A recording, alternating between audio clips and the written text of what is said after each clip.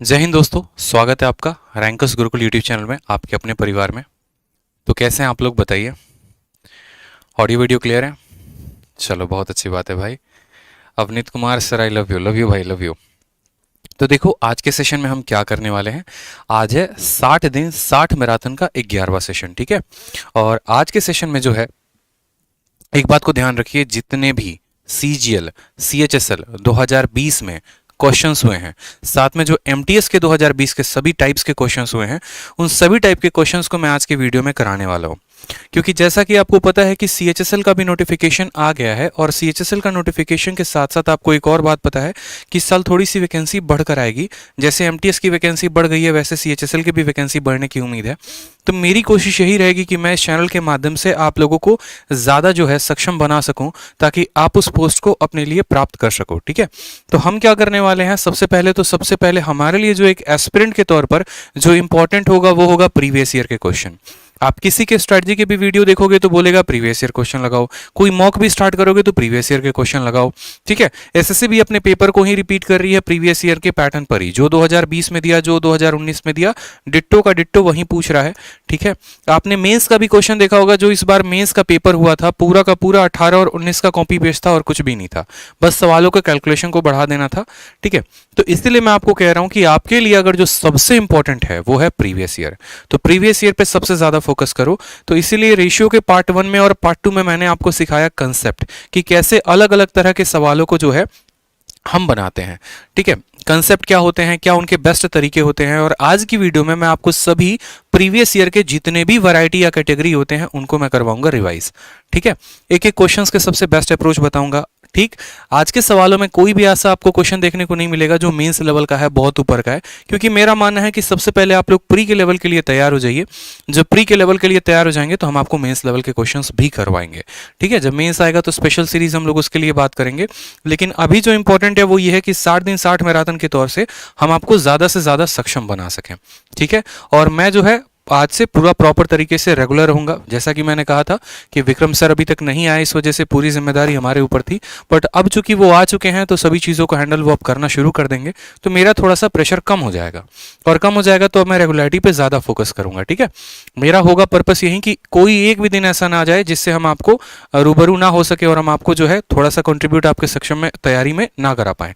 तो हमेशा मेरी यही कोशिश रहेगी कि ज़्यादा से ज़्यादा टाइम मैं लाइव रहूं और आपको हर छोटी बड़ी जानकारी मैं आपको दे सकूं, ताकि आपकी पढ़ाई में जो है फुल डोज मिले और आप बढ़िया तरीके से पढ़ सको। इसके अलावा जो मोटिवेशनल वीडियोस भी मेरी आ रही हैं वो भी टाइम टू टाइम पर आप लोगों को मिलते रहेगी। बहुत अच्छा आप उन्हें सपोर्ट दे रहे हैं, 40-40 हज़ार 50-50 हज़ार व्यूज जा रहे हैं एक एक दिन के अंदर, तो ये एक बहुत अच्छी बात है, बहुत अच्छा न्यूज़ है। तो इसके लिए आप सभी को पहले हाथ जोड़कर धन्यवाद, ठीक है। बात करते हैं यहाँ पर 60 दिन 60 मैराथन में। तो 60 दिन 60 मैराथन में हम क्या क्या करेंगे वो देखो। तो चैप्टर वाइज हम कर रहे हैं, पहले हमने एवरेज को पढ़ा, फिर उसके बाद हमने CISI को पढ़ा, उसके बाद हम जो है अभी लगा रहे हैं रेशियो, फिर उसके बाद लगाएंगे एजेस, फिर उसके बाद पार्टनरशिप, फिर उसके बाद प्रोपोर्शन। इस तरीके से हम रेशियो के टॉपिक को खत्म करेंगे। उसके बाद हम बात करते हैं यहाँ पर मॉक टेस्ट को। तो हर संडे को मॉक टेस्ट होगा, और इसके साथ अब एक और गुड न्यूज़ है आप लोगों के लिए। पहले जो मॉक टेस्ट हो रहा था वो सिर्फ मैथ का हो रहा था, फिर उसके बाद मॉक टेस्ट में हमने इंक्लूड किया प्रशांत सर को भी। तो प्रशांत सर और मैं जो है इंग्लिश का मॉक टेस्ट करवा रहे थे, अब हमारे साथ रीजनिंग के लिए विक्रमजीत सर भी जुड़ जाएंगे। तो अब हम तीनों का मॉक टेस्ट आप लोगों को संडे को लगातार एक ही वीडियो में मिलेगा, जिससे आप लोगों को ओरिजिनल पेपर का आभास हो सकेगा, ठीक है। चलो, उसके बाद बात करते हैं लेटेस्ट क्वेश्चन जितने टीचर्स ने पूछे हैं अलग अलग एग्जाम्स में, जो मैं डेली करवाता हूं आप लोगों को, क्योंकि मेरा पर्पस हमेशा से वही रहता है कि आप 10 सवाल देखो तो 10 में कम से कम 8 तो आपके पेपर में आ ही जाए, 2 ना भी आए तो दुख नहीं होगा, ठीक है। तो ज्यादा रेलिवेंसी पर हम फोकस करते हैं, और सवाल जो होते हैं वो हर तरह के लेवल के ऊपर होते हैं। जैसे अगर बात करते हैं यहाँ पर तो प्री से लेकर मेंस तक का सभी लेवल का होता है, ठीक। और जैसा कि हमेशा से मेरा मानना होता है, जिस बात को मैंने अपने लाइफ में उतारा है, मैंने अपने दिल में उतारा है, जिसको तैयारी के दौरान मैं अपने टेबल पर लिख कर रखा करता था, ठीक है। और हमेशा से इसी बात को अपने सफलता का मूल मंत्र का श्रेय देता हूं, ठीक है, जो आपके सामने यहां पर लिखा है कि अपनी मंजिल को भुलाकर जिया तो क्या जिया। बहुत बार ऐसा होता था कि यार आदमी जी रहा है, सपनों में जी रहा है, लेकिन फर्क ही नहीं पड़ता क्या कर रहे हैं क्या नहीं कर रहे, बस पढ़ रहे हैं। तो ऐसा नहीं होना चाहिए। इसलिए हमेशा मेरी कही बात को ध्यान रखो कि अपनी मंजिल को भुलाकर जिया तो क्या जिया, है दम तुझमें तो उसे पाके दिखा। अपनी मंजिल को भुलाकर जिया तो क्या जिया, है दम तुझमें तो उसे पाके दिखा, ठीक है। लिख दे खून से अपनी कामयाबी की कहानी, लिख दे खून से अपने कामयाबी की कहानी, और बोल उस किस्मत को, है दम तो मिटा के दिखा, ठीक है, मेहनत करते रहना है, ठीक। और बाकी किस्मत भी एक दिन ऐसा आएगा कि आपके आगे झुकेगा ही झुकेगा, इतना मैं आपसे कहता हूं। तो आज है रेशियो का पार्ट 3, और रेशियो के पार्ट 3 के पहले सभी स्टूडेंट जो है पूरे के पूरे वीडियो को जोर शोर से हर जगह पर शेयर कर दो, सभी टेलीग्राम पर, सभी व्हाट्सएप ग्रुप में, हर जगह पर जहां जहां शेयर करना है। क्योंकि आज के क्वेश्चन में देखेंगे गौर से तो CHSL 2020 हो गया, इस तरीके से जितने भी सवाल हैं CHSL के 2020 के पूछे गए, उसके अलावा जो है सीजीएल में 2020 के पूछे गए जितने भी नए सवाल है मेरे भाई, जितने भी नए सवाल है सभी के सभी मैं आप लोगों के सामने लेकर आया हूं, और सभी क्वेश्चंस को आप लोगों को कराऊंगा। तो बहुत ही जबरदस्त मैराथन चलने वाला है ये, ज्यादा से ज्यादा जो है हम सीखेंगे बातों को लेकर। तो चलिए शुरू करते हैं। सबसे पहला सवाल आपके सामने, एक्स और वाई का अनुपात 3:2 है, एक्स प्लस वाई का मान 90 है, तो हमसे कहा गया 7 × x - y ratio x plus y की वैल्यू क्या होगी, बता दो जल्दी से, बता दो। चलो बहुत अच्छी बात है, सेशन को लाइक करते रहेंगे, सेशन को लाइक शेयर चलते रहना चाहिए भाई। आंसर बताएंगे सबसे पहले क्वेश्चन का, सबसे पहले क्वेश्चन का आंसर बताइए। सवाल क्या कहा है, एक्स और वाई का रेशियो 3 और 2 का है, एक्स प्लस वाई का मान हमारा 90 का है, तो कहा गया 7 × x - y ratio x plus y की वैल्यू कितनी होगी, बता दो। ठीक है, अब देखो बहुत बच्चे क्या करेंगे, यहां पर x प्लस वाई बराबर 90 दिया गया है, तो उसको वो उसके साथ रिलेट करेंगे। जरूरत ही नहीं है यहां पर उसके साथ रिलेट करने की, बिल्कुल भी जरूरत नहीं है। आपको मैंने हमेशा एक बात सिखाया है कि देखो x बटे वाई की वैल्यू 3/2 है, कितना है, x बटे वाई की वैल्यू हमारी कितनी है, तो 3/2 है यहां पर, यानी x का सीधा सीधा मान 3 होगा और y का सीधा सीधा मान कितना होगा, 2 होगा। x का सीधा सीधा मान 3 होगा, y का सीधा सीधा मान 2 होगा। हमें यहां पर उसको 90 से रिलेट करने की कोई भी आवश्यकता नहीं है, सीधा सीधा यहां पर रखेंगे जो पूछा गया 7 × x - y, 3 - 2 कितना हो जाएगा 1, ठीक है, divided by x plus y, 3 × 2 कितना हो जाएगा 5, यानी 7/5 जो है वो करेक्ट आंसर आएगा। Option number A is the correct answer भाई। बहुत शानदार, बहुत शानदार, ठीक है, अति सुंदर। आ जाओ अगला सवाल देखो यहाँ पे। नेक्स्ट क्वेश्चन, जो इस तरह के क्वेश्चन आपके पेपर में ज्यादा पूछे जा रहे हैं, सवालों को देखिए। सवाल में कहा गया कि दो नंबर जो हैं वो रेस्पेक्टिवली हैं 25% और 60% ज्यादा है किसी तीसरी संख्या से, तो बोला गया है दोनों संख्याओं का जो अनुपात होगा वो कितना होगा। दो संख्याएं एक तीसरी संख्या से क्रमशः 25% और 60% अधिक है, किसी तीसरी संख्या से ये अधिक है, तो वो दो संख्याओं का आपस में अनुपात क्या होगा। यानी अगर हम बात करें यहां पर तो तीन संख्याओं के बारे में बात हुआ है, ये हमारी पहली संख्या है, ये हमारी दूसरी संख्या है और ये हमारी तीसरी संख्या है, ठीक है। और कहा गया two number are respectively 25% and 60% more than a third number. ऐसे केस में क्या करेंगे मेरे भाई, ऐसे केस में क्या करेंगे, तो सिंपल बोलेंगे सर अगर हम तीसरी संख्या को 100 मान लेते हैं, तीसरी संख्या को 100 मान लेते हैं, तो इससे पहली वाली संख्या कितनी ज्यादा है 25%, तो इससे 25 ज्यादा का मतलब कितना हो गया 25, यहां 125, और इससे कितना ज्यादा है 60 ज्यादा है, यानी ये कितना ले लेंगे 60 ले लेंगे। तो बोलेंगे सर अगर हम तीसरी संख्या को 100 मानते हैं तो इससे 25% ज्यादा, यानी पहली संख्या कितनी हो जाएगी 125, दूसरी संख्या इससे 60% ज्यादा है, यानी वो कितनी हो जाएगी 160 हो जाएगी भाई। समझ में आ गया बात यहां पे। अब जरा यहां पर इन तीनों संख्याओं का अनुपात देखते हैं, तो तीनों संख्याओं को अगर आप 5 से काटेंगे तो ये कटेगा 25 बार में, ये काटेंगे तो हमारा कटेगा 32 बार में, और इसके साथ इसको काटेंगे तो कटेगा 20 बार में। तो जो अनुपात आएगा वो आएगा 25, 32 और 20। कितना आएगा 25, 32 और 20। सवाल में ऑप्शन जो है वो गलत है, ऑप्शन को करेक्ट कर लो, ठीक है, चारों के चारों ऑप्शन जो है वो गलत है, ऑप्शन को करेक्ट कर लो आप। तो ऑप्शन कितना होगा 25, 32, 20, 25, 32, 20। सवाल में कहा गया ना the ratio of two number, अच्छा ये दो नंबर का रेशियो बोला गया है, अगर ये दो नंबर का रेशियो बोला गया है तो ये दो नंबर का रेशियो कितना होगा, ये दो नंबर का रेशियो 25:32 होगा, यानी आंसर हमारा कितना आएगा 25:32। ये सवाल देखो तो कहां पूछा गया है, CHSL में, ठीक है, 25, 32, 25, 32 जो होगा वो हमारा करेक्ट आंसर होगा।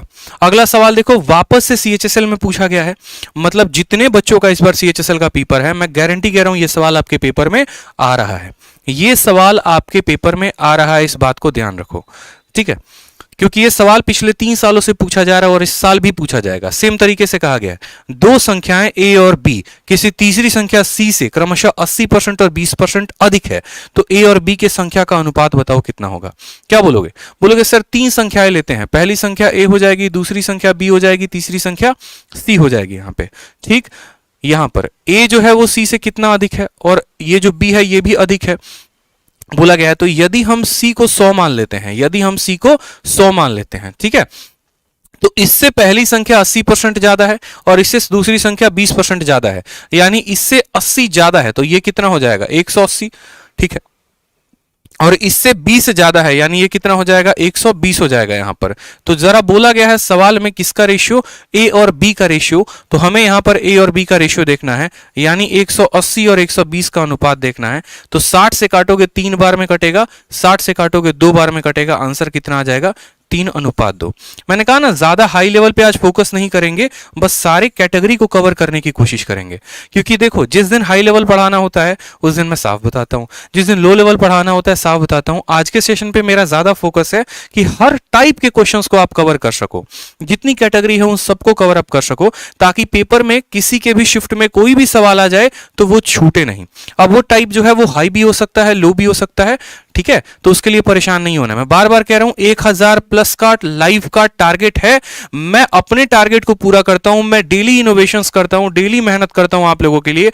बस आप लोगों को एक काम करना होता है, वीडियो को शेयर करना होता है। आप लोगों के लिए इतनी मेहनत दोस्त मेरे कोई नहीं करेगा। 3-3 घंटे बैठ के बैकग्राउंड में पीपीटी बनाना, बच्चों के लिए क्या सही है क्या गलत, मैं दावा कहता हूं। एक बहुत बड़ा चैनल है, मैं आपको एक बात बताता हूं, उन्होंने 60 दिन 60 पेपर लॉन्च किया, फिर उन्होंने 10 दिन 10 पेपर भी लॉन्च किया, फिर एक महा मॉक भी लॉन्च किया। और मैं आपको बताऊं, जब मैं उनकी वीडियो देख रहा था मैथ्स की, तो पहले दिन 60 पेपर में जो सवाल करवाए थे, फिर 10 दिन 10 पेपर में जो सवाल करवाए थे, जो महा मॉक में सवाल करवाए थे, वही सवाल को 3 बार 4 बार आदमी करवा रहा है। क्योंकि नए कंटेंट पर काम करने के लिए चाहिए होता है मेहनत, ठीक है। आप मेरी कोई भी वीडियो देखोगे, मेरे पेड बैच के क्वेश्चंस अलग होते हैं, मेरे आए दिन यूट्यूब पर जितने सवाल कराता हूं वो क्वेश्चंस अलग होते हैं, मॉक टेस्ट में जितने सवाल करवाता हूं वो क्वेश्चन अलग होते हैं। क्यों होते हैं? क्योंकि उसके लिए मैं काम करता हूं। मैं आपके लिए बैठकर रात में पीपीटी बनाता हूं, आपके लिए बैठकर सारे क्वेश्चंस निकालता हूं, बैठकर सारे टाइप अलग अलग मैं करते रहता हूं, ताकि मेरा हमेशा से पर्पस होता है कि अगर मैं एक एस्पिरेंट होता तो मेरा फोकस क्या होता। मेरा फोकस ये होता कि मैं सीजीएल के भी सवाल लगाऊं, सीएचएसएल के भी लगाऊं, एमटीएस के भी लगाऊं, कम समय में ज्यादा से ज्यादा कैटेगरी भी लगाऊं।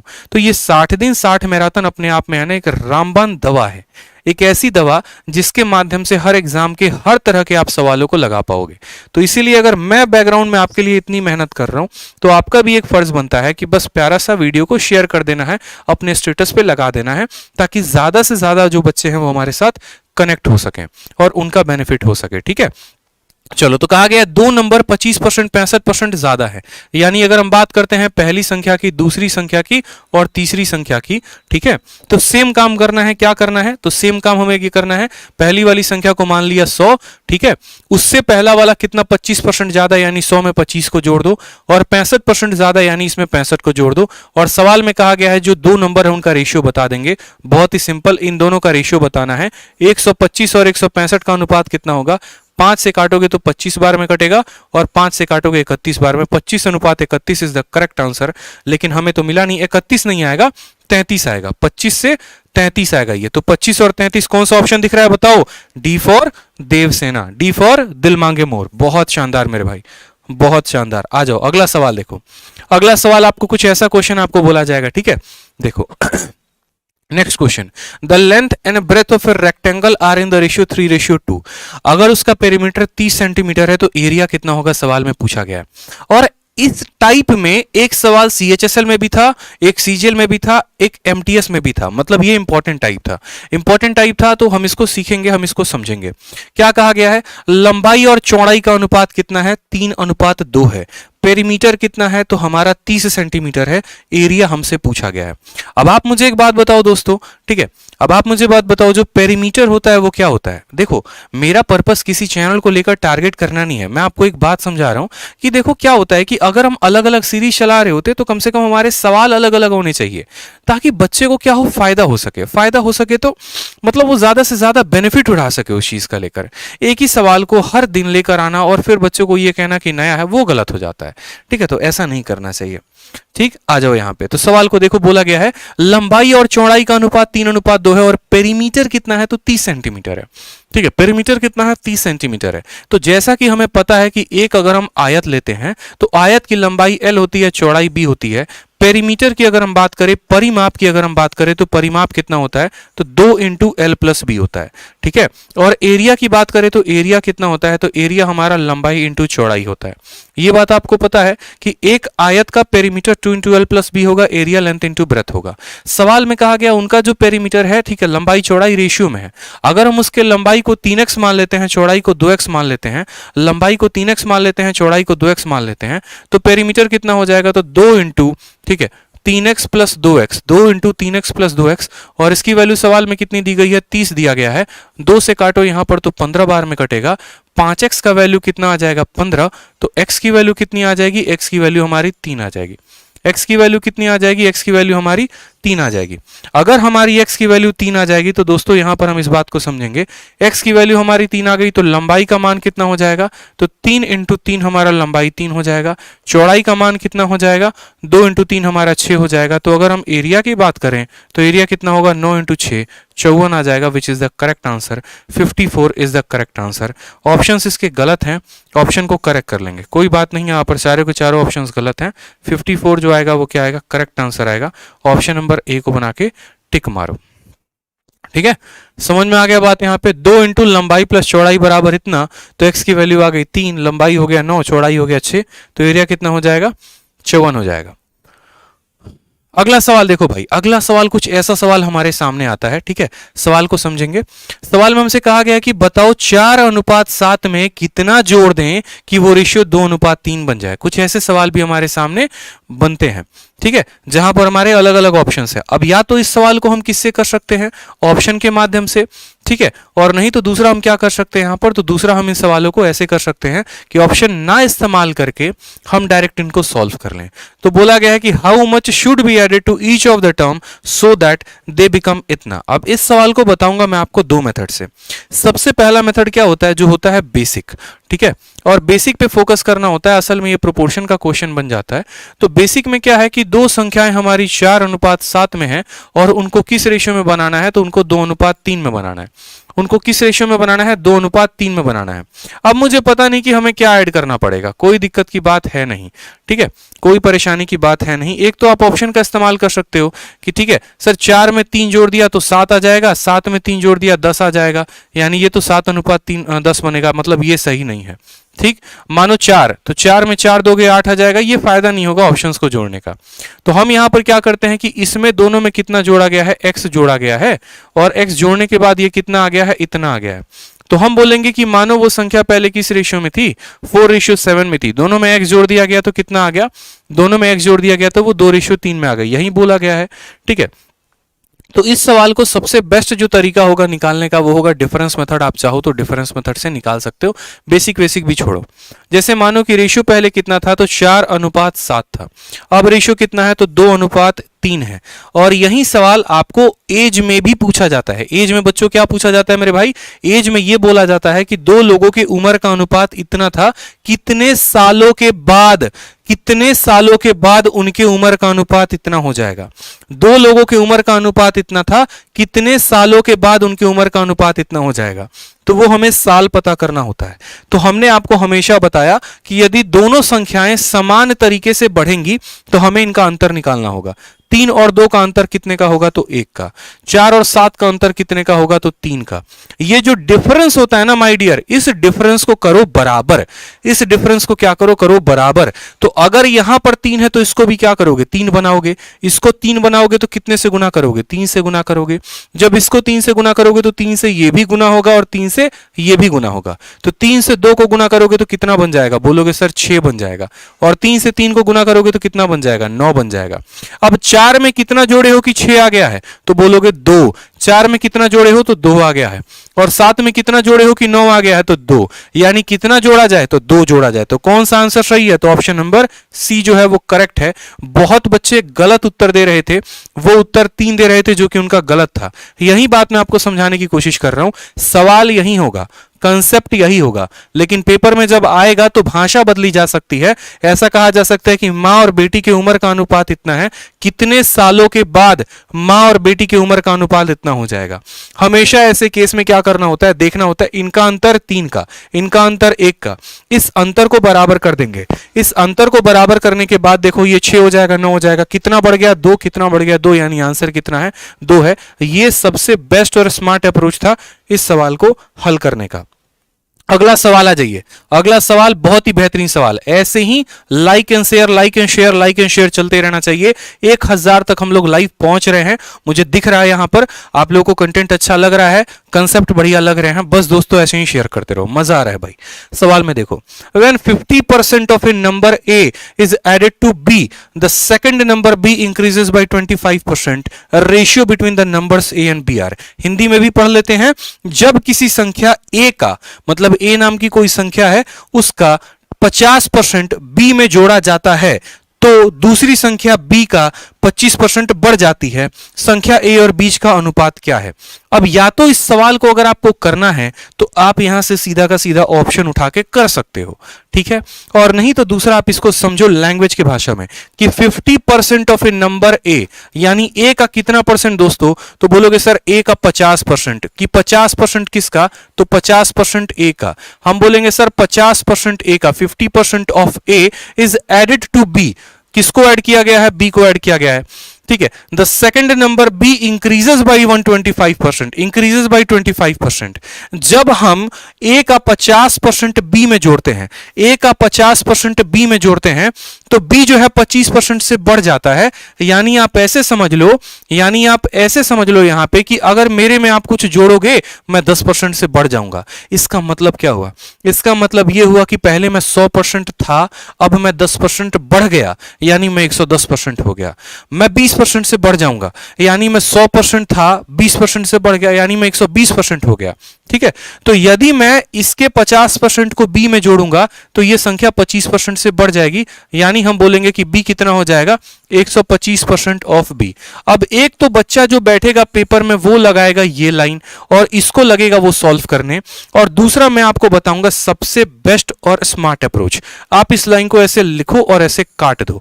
यही चीजें मैं डेली गुरुकुल में डिस्कस करता हूं कि बच्चों को क्या लगाना पड़ता है पेपर में, क्या तरीका होता है, सही क्या होता है, ठीक है, जिससे हम अपने सवाल को कर सके सेकंडों में। ऐसा हमें कुछ भी नहीं लिखना।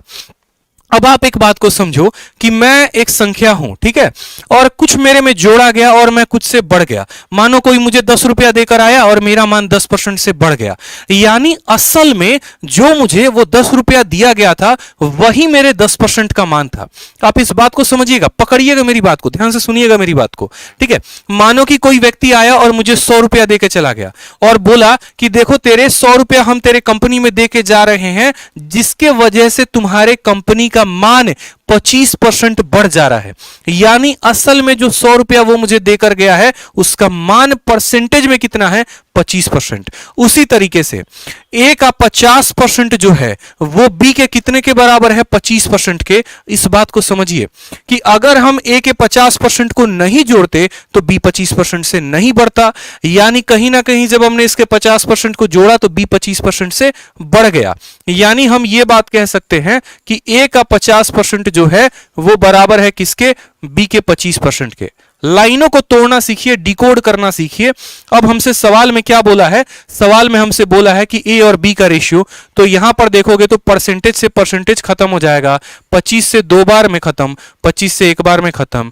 ए बटे में बी जो आ जाएगा वो कितना आ जाएगा? 1/2। एकदम एक लाइन में आंसर लेकर आ जाओगे। इससे बुलेट ट्रेन वाली स्पीड अगर कहीं पर मिल जाए तो मुझे बताओ। इतना जबरदस्त अप्रोच है। यही तो हम लोग डेली के रोज रात 8:30 बजे वाली क्लास में सीखते हैं। नए नए तरीके सीखते हैं सवालों को हल करने के। दम सवालों में नहीं होता, दम तरीकों में होता है, ठीक। कल के दिन आपका एग्जामिनर यहां पर कुछ भी कर दे, कल के दिन बोल दे कि ए को 70% जोड़ने पे बी 70% से बढ़ गया, यानी हम साफ तौर पे बोलेंगे भैया ए का ही 70% बी के 70% के बराबर है, यानी जितना ए का जोड़ोगे और बी में जितना बढ़ेगा ये दोनों आपस में बराबर होंगे, ठीक है। चलो आ गया। अगला सवाल को देखो। अगला सवाल बहुत ही प्यारा क्वेश्चन, लेकिन इसको भी हम किस में करेंगे? सेकंडों में करने वाले हैं। सवाल में देखो क्या बोला गया है। सवाल में आपको बोला गया, इसकी हिंदी गलत है, माफ करेंगे इसकी हिंदी के लिए, थोड़ा सा जो है ना, चलो इसको बाद में हम लोग करेंगे। इसकी हिंदी गलत है, इसको हम लोग बाद में करेंगे, ठीक है। आ जाओ अगला सवाल देखो यहाँ पे। अगला सवाल बहुत ही प्यारा क्वेश्चन, नंबर सिस्टम का क्वेश्चन जो रेशियो में पूछा जा सकता है। मैंने कहा ना चुन चुन के सवाल लेकर आया हूं। परसेंटेज में जो रेशियो का पूछा गया वो भी है, प्रॉफिट लॉस में पूछा पूछा गया वो भी है, नंबर सिस्टम का पूछा गया वो भी है, क्योंकि ये सभी प्री में आ रहे हैं। तो सवाल को देखो क्या कहा गया, तीन संख्याओं का अनुपात 3:4:5 है और उनका एलसीएम, एलसीएम का मतलब लघुत्तम समावर्तक 1800 है। दूसरी संख्या क्या होगी बता दो। The proportion among the three numbers are 3:4:5, their LCM is 1800। ठीक है, तो बोला गया सेकंड नंबर क्या होगा। मेरे भाई समझना मेरी बात को, एलसीएम क्या होता है। एलसीएम सबसे पहले अगर हम आसान भाषा में समझे तो एलसीएम का मतलब होता है लघुत्तम समावर्तक, लीस्ट कॉमन मल्टीपल। जैसे अगर मैं बात करूं यहां पर 2 में, बात करूं 4 में और बात करूं 12 में। ठीक है, तो 2 का फैक्टर कितना होता है, 2 का फैक्टर 2 होता है। 4 का फैक्टर कितना होता है, तो 2 इंटू 2 होता है।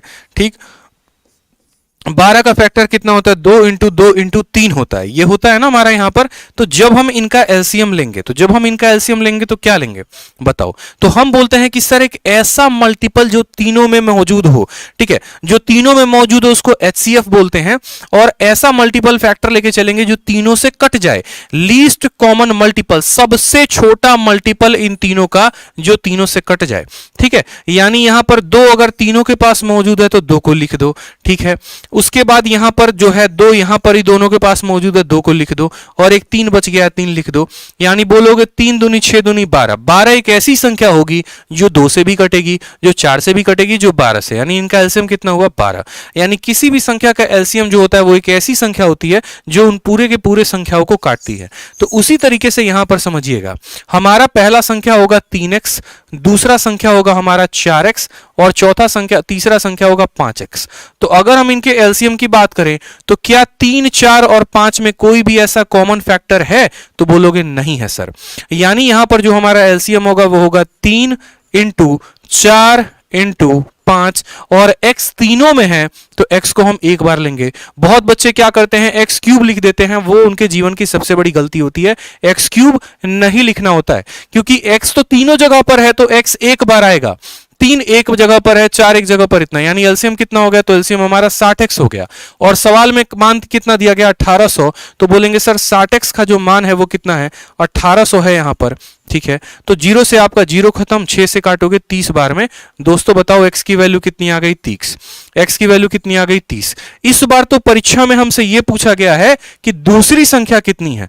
ठीक है, यानी 4x का मान कितना है। कल के दिन ऐसा पूछ सकता है पहली संख्या कितनी होगी, फिर तीसरी संख्या कितनी होगी, यह पूछ सकता है पहले और दूसरे का जोड़ कितना होगा, यह पूछ सकता है तीनों संख्याओं का जोड़ कितना होगा, यह पूछ सकता है पहले आखिरी का जोड़ कितना होगा। तो हमसे वो कुछ भी पूछेगा उसके लिए हमें संख्या बताना जरूरी है। तो संख्या कैसे निकालेंगे, 60x का मान 1800 तो x का मान 30। ठीक है, पहली संख्या हो जाएगी 3 इंटू 30 90, दूसरा 4 इंटू 30 120, तीसरी हो जाएगी 5 इंटू 30 150। उसके बाद जो भी पूछेगा हमसे यहां पर हम उसका उत्तर दे सकते हैं। तो यहां बोला गया दूसरी संख्या यानी 4x, तो 4 इंटू 30 कितना हो जाएगा, 120 हो जाएगा। ऑप्शन नंबर जो सी है वो करेक्ट आंसर आएगा भाई। चलो ठीक है, चलो लाइक करते रहेंगे भाई, सेशन को लाइक करते रहेंगे। आ जाइए अगला सवाल देखिए, अगला सवाल क्या बोला गया है। अगला सवाल हमसे बोला गया the ratio of area of 2 square is 16:1, find the ratio between their perimeter. Mensuration का सवाल, जो मेंसुरेशन में भी पूछा जाता है, क्षेत्र मिति में, फिर परसेंटेज यानी प्रतिशत में भी पूछा जाता है, फिर उसके बाद रेशियो यानी अनुपात में भी पूछा जाता है। तो ये सवाल जो है वो हर जगह पर पूछा जाता है और इससे जुड़ी 100 तरह की बातें हमारे पेपर में आती हैं। उन सभी बातों को आज हम टारगेट करने वाले हैं। जैसे आपने पेपर में यह बात देखा होगा कि लंबाई को इतने % से बढ़ा दो तो हमारा एरिया कितने से बढ़ेगा। ठीक है, चौड़ाई को बढ़ा दो, एरिया कितने से बढ़ेगा, लंबाई चौड़ाई दोनों को बढ़ा दो, एरिया कितने से बढ़ेगा, लंबाई के बढ़ाने की वजह से डायगोनल यानी विकर्ण कितने वजह से बढ़ेगा, सर्कल के त्रिज्या को बढ़ाने से उसका सरकमफेरेंस कितने % से बढ़ेगा, एरिया कितने % से बढ़ेगा। तो सभी बातों को अभी अगले 2 मिनट में जान लेंगे, क्योंकि मैंने आपको एक बात प्रॉमिस किया है। और क्या प्रॉमिस किया है कि सिर्फ आपको ना मैं सिलेबस कंप्लीट कराऊंगा, बल्कि उससे जुड़ी आसपास जितने प्रीवियस ईयर में सवाल आ रहे हैं वो सभी सवालों को मैं कराऊंगा। ठीक है, हो सकता है कि यहां पर सवाल इतना पूछे, लेकिन इससे जुड़ी 100 बातें हो सकती हैं। क्योंकि क्या होता है, मैंने अधिकतर एनालिसिस में भी यह बात महसूस की है कि जो पेपर में सवाल आया उसकी एनालिसिस करा दी जाती है, लेकिन उसके आसपास की सवाल नहीं कराई जाती। उससे भला तो उनका हो जाता है जो आज पेपर देकर आए हैं, लेकिन आने वाले शिफ्ट में जितने पेपर्स होते हैं उन बच्चों का भला नहीं हो पाता। तो मुझे हर तरह के बच्चों को लेकर चलना है। हो सकता है किसी के शिफ्ट में ये आ जाए, हो सकता है किसी के शिफ्ट में इसका अगला प्रश्न आ जाए जो मैं अभी बनाकर दिखाऊंगा। तो हर तरह के सवाल आ सकते हैं, आएंगे तो हमें उसके लिए रेडी होना है, ठीक है। तो जैसे फिलहाल इस बात को समझो कि ये सवाल को हम कैसे बनाएंगे। इस सवाल में हमसे कहा गया कि एरिया का देखो दो अलग अलग तरह के स्क्वायर है, उनका एरिया का अनुपात कितना है, 16:1 है। पेरीमीटर का अनुपात कितना होगा, तो हमने कहा यहां पर कि सर देखेंगे बात ऐसी है, एरिया का अनुपात कितना है, 16:1 है यहां पर, ठीक है। और यहां पर सबसे पहले जो साइड का अनुपात निकालेंगे, तो हमेशा एक बात को ध्यान रखना, अगर मानो मैं आपको एक बात बोलता हूं कि साइड का अनुपात कितना है, 1:2 है। अगर साइड का अनुपात इतना है तो जो एरिया बनता है ना, वो एरिया हमारे साइड के स्क्वायर से ही बनता है, क्योंकि आपको पता होगा एरिया बराबर क्या होता है, तो एरिया बराबर होता है दोस्तों साइड इंटू साइड, यानी साइड को कितनी बार मल्टीप्लाई करना होता है, 2 बार। तो यहां पर 1 का स्क्वायर 1 हो जाएगा, 2 का स्क्वायर 4 हो जाएगा। तो अगर हमें साइड से एरिया में जाना होता है तो हम करते हैं स्क्वायर, और अगर हमें एरिया से साइड में जाना होता है तो हम करते हैं इसका रूट, 1 का रूट 1 का 4 का रूट 2। उसी तरीके से यहां पर एरिया से साइड पे आना है, एरिया से साइड पर आना है तो 16 का रूट आ जाएगा 4, 1 का रूट आ जाएगा 1। अब यहां पर जो साइड का रेशियो होता है ना, वही रेशियो क्या क्या हो सकता है, इस बात को समझो, ठीक है। बहुत बच्चे समझते हैं साइड के रेशियो को बस साइड ही कहते हैं, नहीं, जो रेशियो साइड का होगा, जो रेशियो साइड का होगा वही रेशियो हमारा पेरीमीटर का भी होगा, वही रेशियो हमारा पेरीमीटर का भी होगा, और वही रेशियो हमारे डायगोनल का भी होगा। और ऐसा क्यों होगा, क्योंकि ये सभी के सभी जो हैं, ठीक है, एक तरीके से वन डायमेंशनल है, और जितने भी वन डायमेंशनल चीजें होती हैं वो सब के सब समान तरह के प्रतिशत से बढ़ती हैं।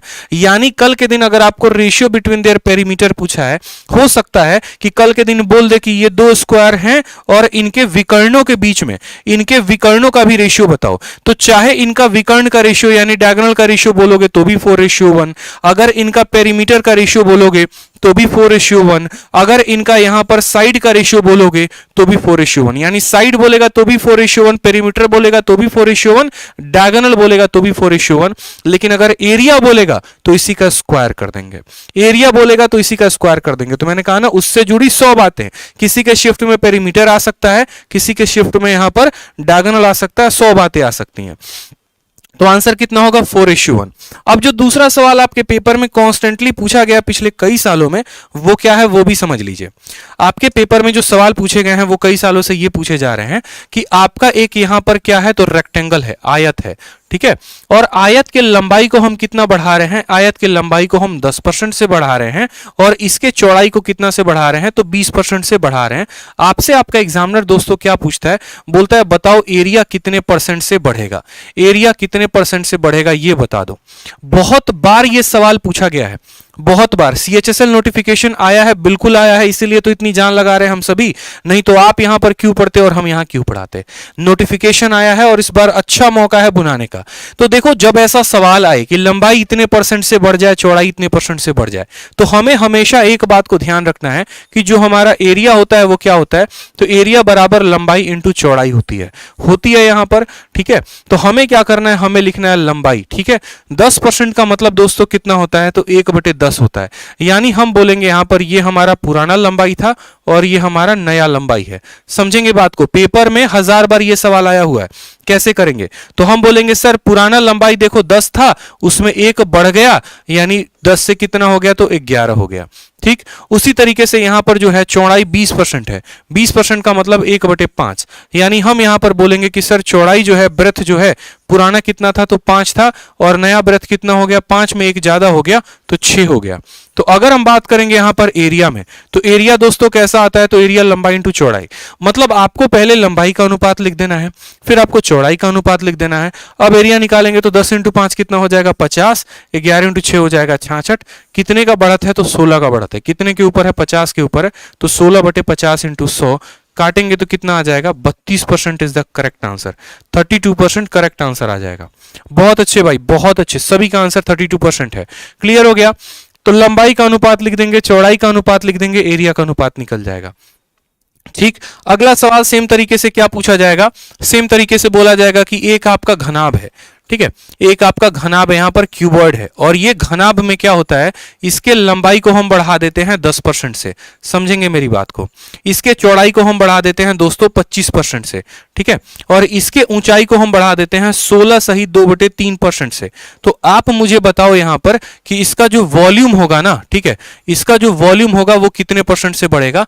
पेपर में बहुत बार पूछा जा चुका है, पेपर में बहुत बार पूछा जा चुका है, लंबाई इतना परसेंट, चौड़ाई इतना परसेंट, ऊंचाई इतना परसेंट, और सीधा का सीधा पेपर में आ रहा है। 1000+ लाइव चाहिए मुझे, 1000+ लाइव चाहिए, समझ लो बात को, तभी और नए नए कंसेप्ट बताऊंगा जो पीपीटी में नहीं है, ठीक है। अगर चाह रहे हो कि सर मैं नया नया कंसेप्ट बताऊं, बहुत ऐसी चीजें बताऊं, शॉर्टकट्स बताऊं, अब जैसे इसको सक्सेसिव से भी किया जाता है, इसका डायरेक्ट फॉर्मूला भी होता है। आप वीडियो को शेयर करते रहिए, मैं नए नए कंसेप्ट आप लोगों को बताते रहूंगा। आप क्या बोलोगे, वॉल्यूम कैसे आता है, तो लंबाई का रेशियो लिखेंगे, चौड़ाई का लिखेंगे, ऊंचाई का लिखेंगे। लंबाई चौड़ाई ऊंचाई को गुना करने पर क्या मिलता है, तो वॉल्यूम मिलता है। क्या मिलता है, वॉल्यूम मिलता है। यहां पर सबसे पहले आपको लिख देना है पुराना रेशियो, और यहां पर लिख देना है आपको नया रेशियो, लंबाई चौड़ाई ऊंचाई। आपको क्या करना है, हर किसी का बट्टा लिखना है। 10% कितना होता है, तो 10% हमारा 1/10 होता है, ठीक है। 25% का बट्टा कितना होता है, 1/4 होता है। 16 सही 2/3 कितना होता है, 1/6 होता है। यानी हम यहां पर यह बात बोलेंगे कि पुरानी लंबाई 10 थी, तो नई लंबाई 1 से ज्यादा, यानी कितना हो गया, 10 से 11 हो गया। पुरानी लंबाई, पुरानी चौड़ाई 4 थी, उसमें 1 ज्यादा, यानी कितना हो गया, 4 से 5 हो गया। पुरानी ऊंचाई 6 थी, नई ऊंचाई कितनी हो गई, 6 से हमारा 7 हो गया। यहां पर हो गया, यहां पर कोई परेशानी की बात बोलोगे, नो सर। अब यहां पर देखो सॉल्व कैसे करते हैं, 5 से 2 बार में काटो यहां पर, क्यों, जब आमने सामने कट जाए तो काट दो, दिक्कत क्या है। 6 चौके 24 दूनी कितना हो जाएगा, तो 48 हो जाएगा, और 11 × 7 कितना हो जाएगा, 77 हो जाएगा। कोई संख्या 48 से 77 हो गई, यानी कैसी संख्या है, तो ये हमारा पुराना वॉल्यूम है, ये हमारा नया वॉल्यूम है। परसेंटेज इंक्रीज कितने का होगा, तो बोलोगे सर यहां पर जो है 29 का इंक्रीज है, और कितने के ऊपर है, तो 48 के ऊपर है, तो 29/48 इंटू क्या हो जाएगा, 100। ये हमारा करेक्ट आंसर होगा। 4 से काटेंगे तो 12 बार में कटेगा, 4 से काटेंगे 25 बार में। गुना करना आना चाहिए, गुना पकड़ के किया करो। 25 का 9 गुना, 25 को उठाओ सीधा का सीधा 9 से गुना करो, 25 का 9 गुना 225 होता है। 225 का लिखेंगे हाथ में 5, और 25 हाथ में हो जाएगा, ठीक है। 225 में 5 लिखोगे 22 हाथ में हो जाएगा, ठीक है। 25 का 2 गुना 50, 50 20 70 72, 725, और बट्टे में कितना, 12%। ये हमारा करेक्ट आंसर आएगा। तो ध्यान रखेंगे, लंबाई इतना, चौड़ाई इतना, ऊंचाई इतना, 2 तरह के कंसेप्ट हमने आपको दिए। पहला कंसेप्ट दिया लंबाई इतना, चौड़ाई इतना, तो एरिया कितना बढ़ेगा। दूसरा हमने दिया लंबाई चौड़ाई ऊंचाई दिया, तो क्षेत्रफल यानी वॉल्यूम जो है यहां पर कितना % से बढ़ेगा, ठीक है। तो इन बातों का ध्यान रखा करेंगे पेपर में। अब अगला सवाल देखो, बेशक आया तो CHSL में है, लेकिन एक अच्छा क्वेश्चन है। सवाल को देखो, कहा गया है 3600 रुपए सीमा कोमल रीता के बीच में इस प्रकार विभाजित किया जाता है कि सीमा के शेयर का अनुपात कोमल के शेयर के अनुपात का 1.5:2 है, और कोमल और रीता का अनुपात 2:2:5 है। रीता के हिस्से का पता लगाएं। पहले क्या होता था कि छोटे छोटे प्यारे प्यारे क्वेश्चन पूछता था कि ए और बी का अनुपात 2:3 है, बी और सी का अनुपात 5:7 है, बच्चा आसानी से बना लेता था। अब यह है नया सवाल, यह है TCS का सवाल। अब TCS का सवाल है तो थोड़ा तो कैलकुलेटिव होगा, थोड़ा तो नया होगा, तो इसीलिए मैं आपको नए सवाल करवा रहा हूं, ठीक है। अब यहां पर देखो, तो सवाल में कितने लोग हैं, सीमा है, कोमल है, रीता है। 1000+ लाइव करते रहो, शेयर करते रहो, शेयर नहीं रुकना चाहिए, शेयर करते रहो, नहीं तो सिर्फ वही सवाल होंगे जो PPT में है, ठीक है। चलिए आइए, तो यहां पर 3 लोग हैं, सीमा है, कोमल है, रीता है। सीमा हो गई, कोमल हो गया, और रीता हो गई यहां पर, ठीक है। अब यहां पर हमारे पास 3 लोग हैं, और किसका किसका किसके साथ क्या अनुपात है वो देखो। तो सबसे पहले कहा गया है सीमा का और कोमल का। सीमा और कोमल का आपस में अनुपात क्या है, तो बोलोगे सर सीमा अगर यहां पर कितनी है, सीमा हमारा 1.5 है, तो कोमल हमारी कितनी है, 2 है। 1.5 है तो कितनी है, 2 है। उसके बाद कहा गया कोमल और रीता कितनी है, तो बोलोगे सर कोमल अगर हमारी 2 है तो रीता हमारी कितनी है, 2.5 है। ये हमारा अनुपात है, ठीक है। अब अगर हम बात करते हैं यहां पर कि रेशियो जो है रीता के शेयर का कितना होगा, रीता के शेयर का कितना होगा, एक लाइन में बताओ यहां पर। तो आपको कुछ नहीं करना है, आपको हमेशा मैं बोलता हूं कि अगर ये दोनों बराबर हैं तो सीधा का सीधा उठा के लिख दो, लेकिन अगर ये बराबर नहीं है तो गुना करो। आपको क्या लग रहा है ये बराबर है कि नहीं है, देखने से अगर यहां का संख्या यहां के संख्या के बराबर है तो एज इट इज उठाकर लिख देते हैं। 1.5 का 1.5, 2 का यहां 2 लिख देते हैं और 2.5 का 2.5 लिख देते हैं। लेकिन अगर ये लोग बराबर नहीं है तो क्या करेंगे, इसके बगल में 2 से गुना करेंगे, इसके बगल में 2 से गुना करेंगे। अब ये आ गया इनका अनुपात। बहुत बच्चे बोलेंगे सर आप दशमलव को अनुपात कैसे ले रहे हो, कोई दिक्कत की बात नहीं, 1.5 है, रहने दो। टोटल पैसा कितना है, 3600 है। टोटल पैसा कितना है, 3600 है। ये 3600 किसका जोड़ है, ये तीनों का जोड़ है, यानी 2.5 और 1.5 4, 4 और 2 कितना हो गया, 6, यानी ये कितने का मान है, 6 का। और हमें पता किसका करना है, रीता के शेयर का पता करना है। रीता भाई साहब कितनी है, 2.5 है, तो इसको 2.5 के साथ गुना करो। 6 से काटोगे तो 6 बार में कटेगा, दशमलव से एक जीरो खत्म हो जाएगा, 25 का 6 गुना 150, यानी आंसर कितना आएगा, 1500 is the correct answer. Option number A, आओ कभी हवेली पे, इज द करेक्ट आंसर हो जाएगा भाई। क्या बात है, संजना वर्मा, श्रेया चौहान, सालू मिश्रा, विवेकानंद, बहुत अच्छे, सबकी मुन्नी बहुत अच्छे भाई साहब, बहुत अच्छे, कीप इट अप भाई लोग, ठीक है, बहुत अच्छे, समझ में आ गया। यहाँ पे रेशियो, अगर ये दोनों बराबर नहीं होता तो यहां पर उस संख्या का गुना लगाते जो इसके बगल में होता, और यहां पर इस संख्या का लगाते जो इसके बगल में होता, फिर इसको गुना करते, इसको गुना करते, इसको गुना करते, और तब जो वैल्यू आता वो टोटल का वैल्यू होता।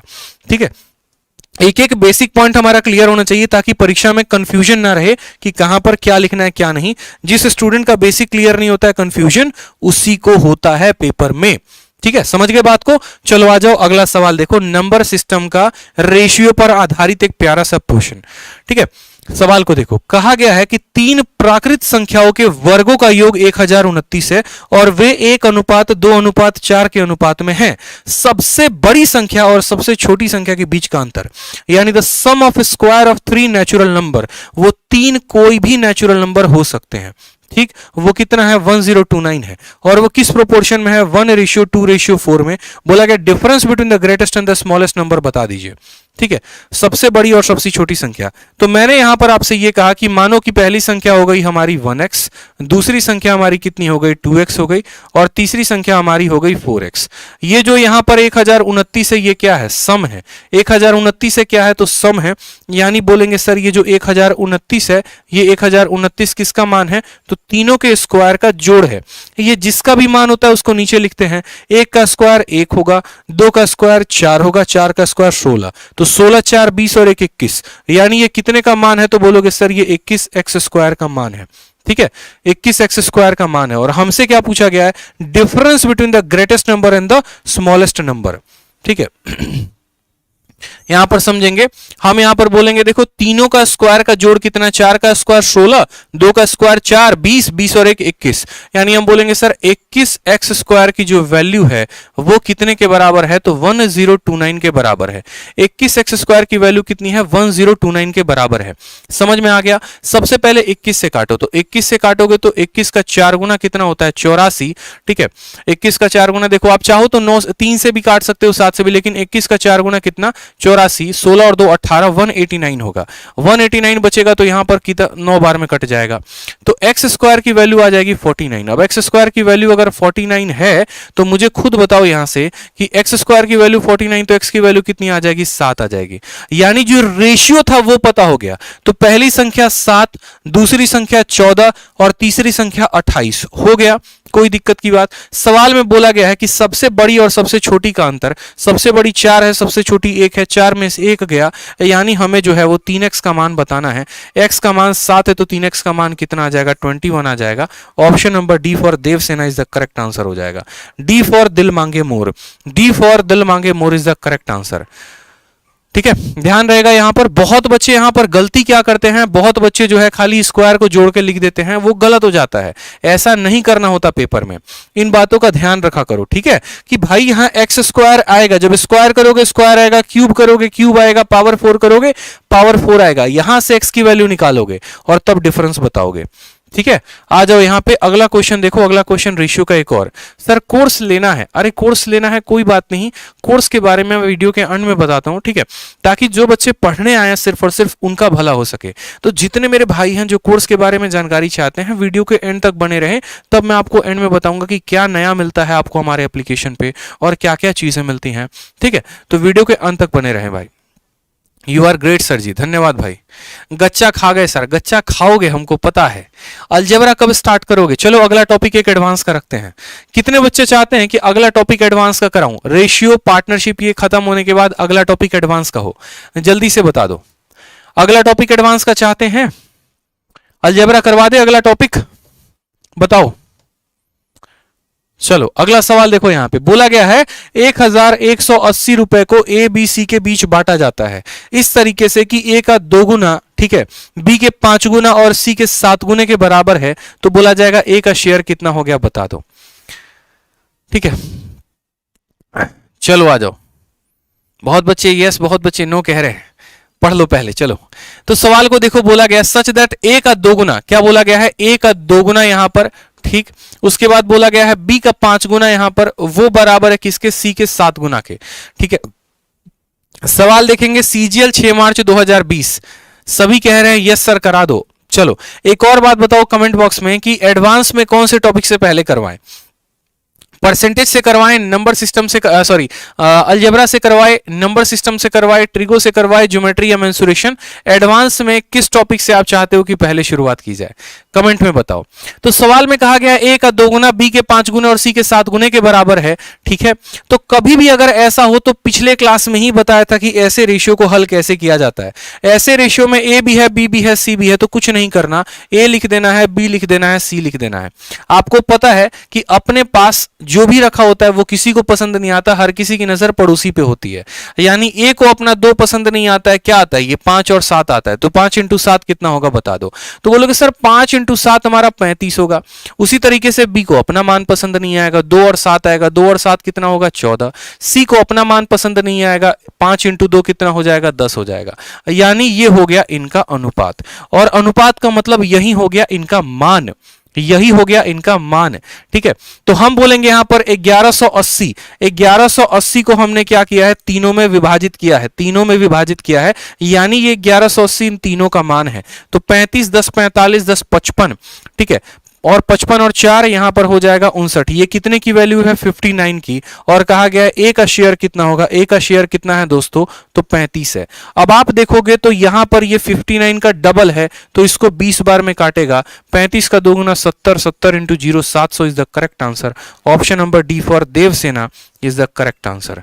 ठीक है भाई, बहुत बच्चे जो है वो ट्रिग्नोमेट्री के फेर में है। ठीक है, अलजेब्रा के बारे में कोई कह नहीं रहा, हमने तो सोचा था अलजेब्रा का कमेंट ज्यादा आएगा। ठीक है, क्योंकि अलजेब्रा में मजा आता है। ठीक है, अलजेब्रा का फेवर में कोई नहीं है, बताओ, ये तो गलत बात है। अलजेब्रा बताओ, अलजेब्रा, अलजेब्रा से बढ़िया क्वेश्चन पूछा जाता है, और इस बार के मेंस में ट्रिगो का लेवल अच्छा था, इस बात को समझ लो। इस बार के मेंस में अलजेब्रा आसान पूछी गई थी, नंबर सिस्टम और आसान था, लेकिन जो टफ था वो था आपका ट्रिगो। ट्रिगो में बढ़िया लेवल के सवाल पूछे गए थे, दिमाग घूम जाते हैं। ठीक है, बच्चों का जो रिव्यू था मैंने देखा था ट्रिगो को लेकर। ठीक है, चलो ट्रिगो ही करवाएंगे, चिंता मत करो। जिसपे सबसे ज्यादा पोल होगा ना, टेलीग्राम ज्वाइन कर लो, रैंकस गुरुकुल ऑफिशियल टेलीग्राम है हमारा, पोल करवाएंगे उस पे। जिसपे सबसे ज्यादा वोटिंग आई वही टॉपिक स्टार्ट की जाएगी। और यूट्यूब पर भी सब्सक्राइब कर लो, यूट्यूब के कम्युनिटी में भी पोल करवाएंगे। ठीक है, वहां पर सबसे ज्यादा जिसकी वोटिंग हुई उस वही टॉपिक को स्टार्ट किया जाएगा। आ जाओ, चलो सवाल को देखो। सर कमेंट से पोल करवा लो। चलो वीडियो खत्म होते ही उसके कमेंट में लिख के बता देना, जिस टॉपिक का ज्यादा कमेंट होगा हम वही टॉपिक करवा देंगे एडवांस में। ठीक है, अब तो खुश हो गए ना? आ जाओ, कमेंट में बता देना वीडियो के खत्म होने के बाद। आ जाओ, सवाल को देखो क्या कहा गया। सवाल में कहा गया एक निश्चित राशि को सुनील, अमित और विभा में 2:3:4 में विभाजित किया गया है। यदि विभा को इतना रुपए मिलते हैं तो कुल राशि क्या है? तो हम बोलेंगे सर विभा को कितना मिला है, 14,416 रुपया। ठीक है, विभा को कितना मिला है, 14,416 रुपया। ठीक है, ये सुनील का मान है, ये अनिल का मान है, और ये विभा का मान है। विभा कितना यूनिट है, तो विभा 4 यूनिट है, यानी ये कितने का मान है, तो 4 का मान है। और सवाल में कहा गया टोटल अमाउंट बताने को, 4 3 7 और 2 9 बताने को, कितने का मान बताने को, 9 का मान बताने को। अब आप लोग ये सवाल चाहो तो एक लाइन में कर सकते हो। बहुत बच्चे क्या बोलेंगे, सर इसको डिवाइड कर दो। ठीक है भाई, मैं मानता हूं आपकी बात को, मैं डिवाइड कर दूंगा, एक लाइन में बना दूंगा, लेकिन स्मार्ट अप्रोच नाम का धरती पर कुछ तो है या फिर मिट गया है? इस सवाल को तीन तरीके से किया जा सकता है। कैसे? देखो यार, 4 का कितना गुना 16 होता है, बस मुझे ये बता दो, 4 का कितना गुना 16 होता है? तो बोलोगे 4 का 4 गुना 16 होता है, और 9 को जब 4 के साथ गुना करोगे तो इकाई के स्थान पे कितना आएगा? 6 आएगा, यानी वही आंसर होगा जिसके इकाई के स्थान पर 6 होगा, और वो है ऑप्शन नंबर सी। ये हो गया पहला तरीका, ये हो गया पहला तरीका। देखो, मैं नया नया तरीका आप लोगों को बता रहा हूं। क्यों नया नया तरीका बता रहा हूं? क्योंकि एक मूर्ख बालक होगा जो बैठ के इसको पूरा काट रहा होगा। ठीक है, मैं ये सवाल इसलिए नहीं लेकर आया क्योंकि ये आसान था, इसीलिए लेकर आया ताकि यहां का स्मार्ट जो कंसेप्ट है वो बताया जा सके।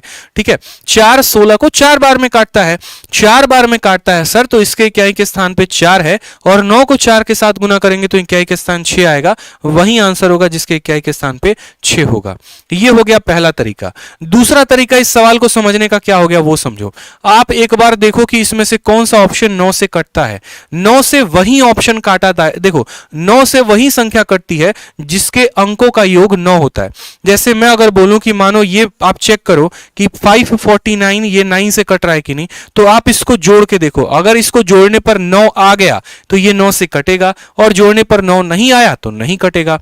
5 और 4 9 और 9 यानी 18, 18 को फिर से जोड़ेंगे तो 9 आ जाएगा, मतलब ये संख्या 9 से कट जाएगी। उसी तरीके से हमें सभी ऑप्शंस को जोड़कर देखना था, तो हमने कहा कि सभी ऑप्शंस को बारी बारी से जोड़ के देखते हैं।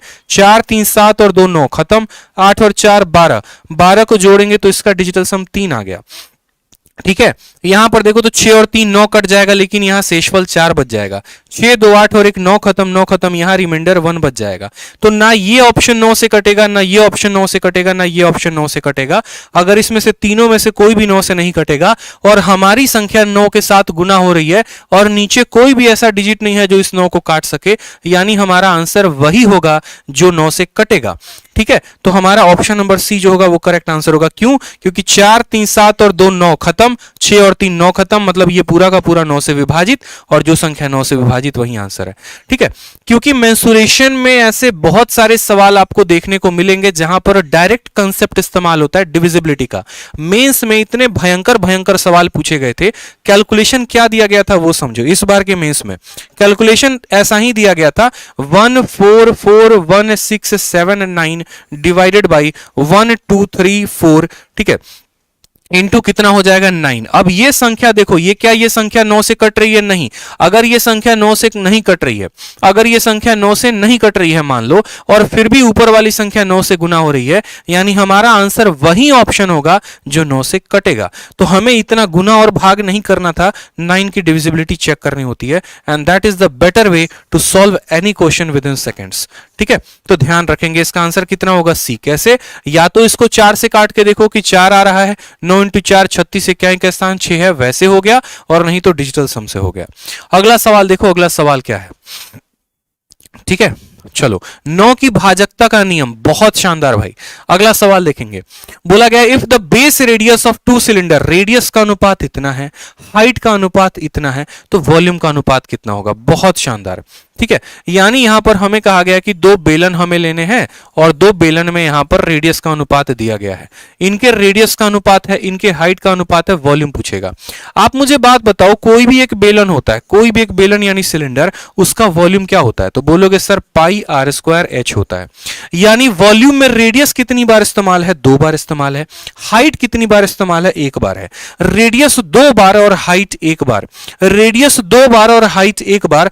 तो यहां पर जिस तरीके से फॉर्मूला, जैसे अगर आप एरिया निकालते हो तो एरिया निकालते हो तो जो जो वेरिएबल देखते हो उसके पावर को देखा करो। वॉल्यूम निकालते हो, जो जो वेरिएबल इस्तेमाल होते हैं उनके पावर को देखा करो। पावर का मतलब क्या होता है कि वो अनुपात, वो रेशियो उतनी बार रिपीट होगा। जैसे मैंने आपको क्या कहा, रेशियो जो है वो रेडियस का कितना है, तो बोलोगे सर रेडियस का रेशियो यहां पर है 3:4। तो आप बोलोगे सर रेडियस का अनुपात कितना है, तो 3:4 है। अब यहां पर मैटर ऑफ कंसर्न ये होता है कि हम रेडियस को कितनी बार लिखें, 1 बार, 2 बार, 3 बार। तो रेडियस का पावर अगर 2 बार आता है वॉल्यूम में, तो रेडियस को कितनी बार लिखेंगे? 2 बार लिखेंगे।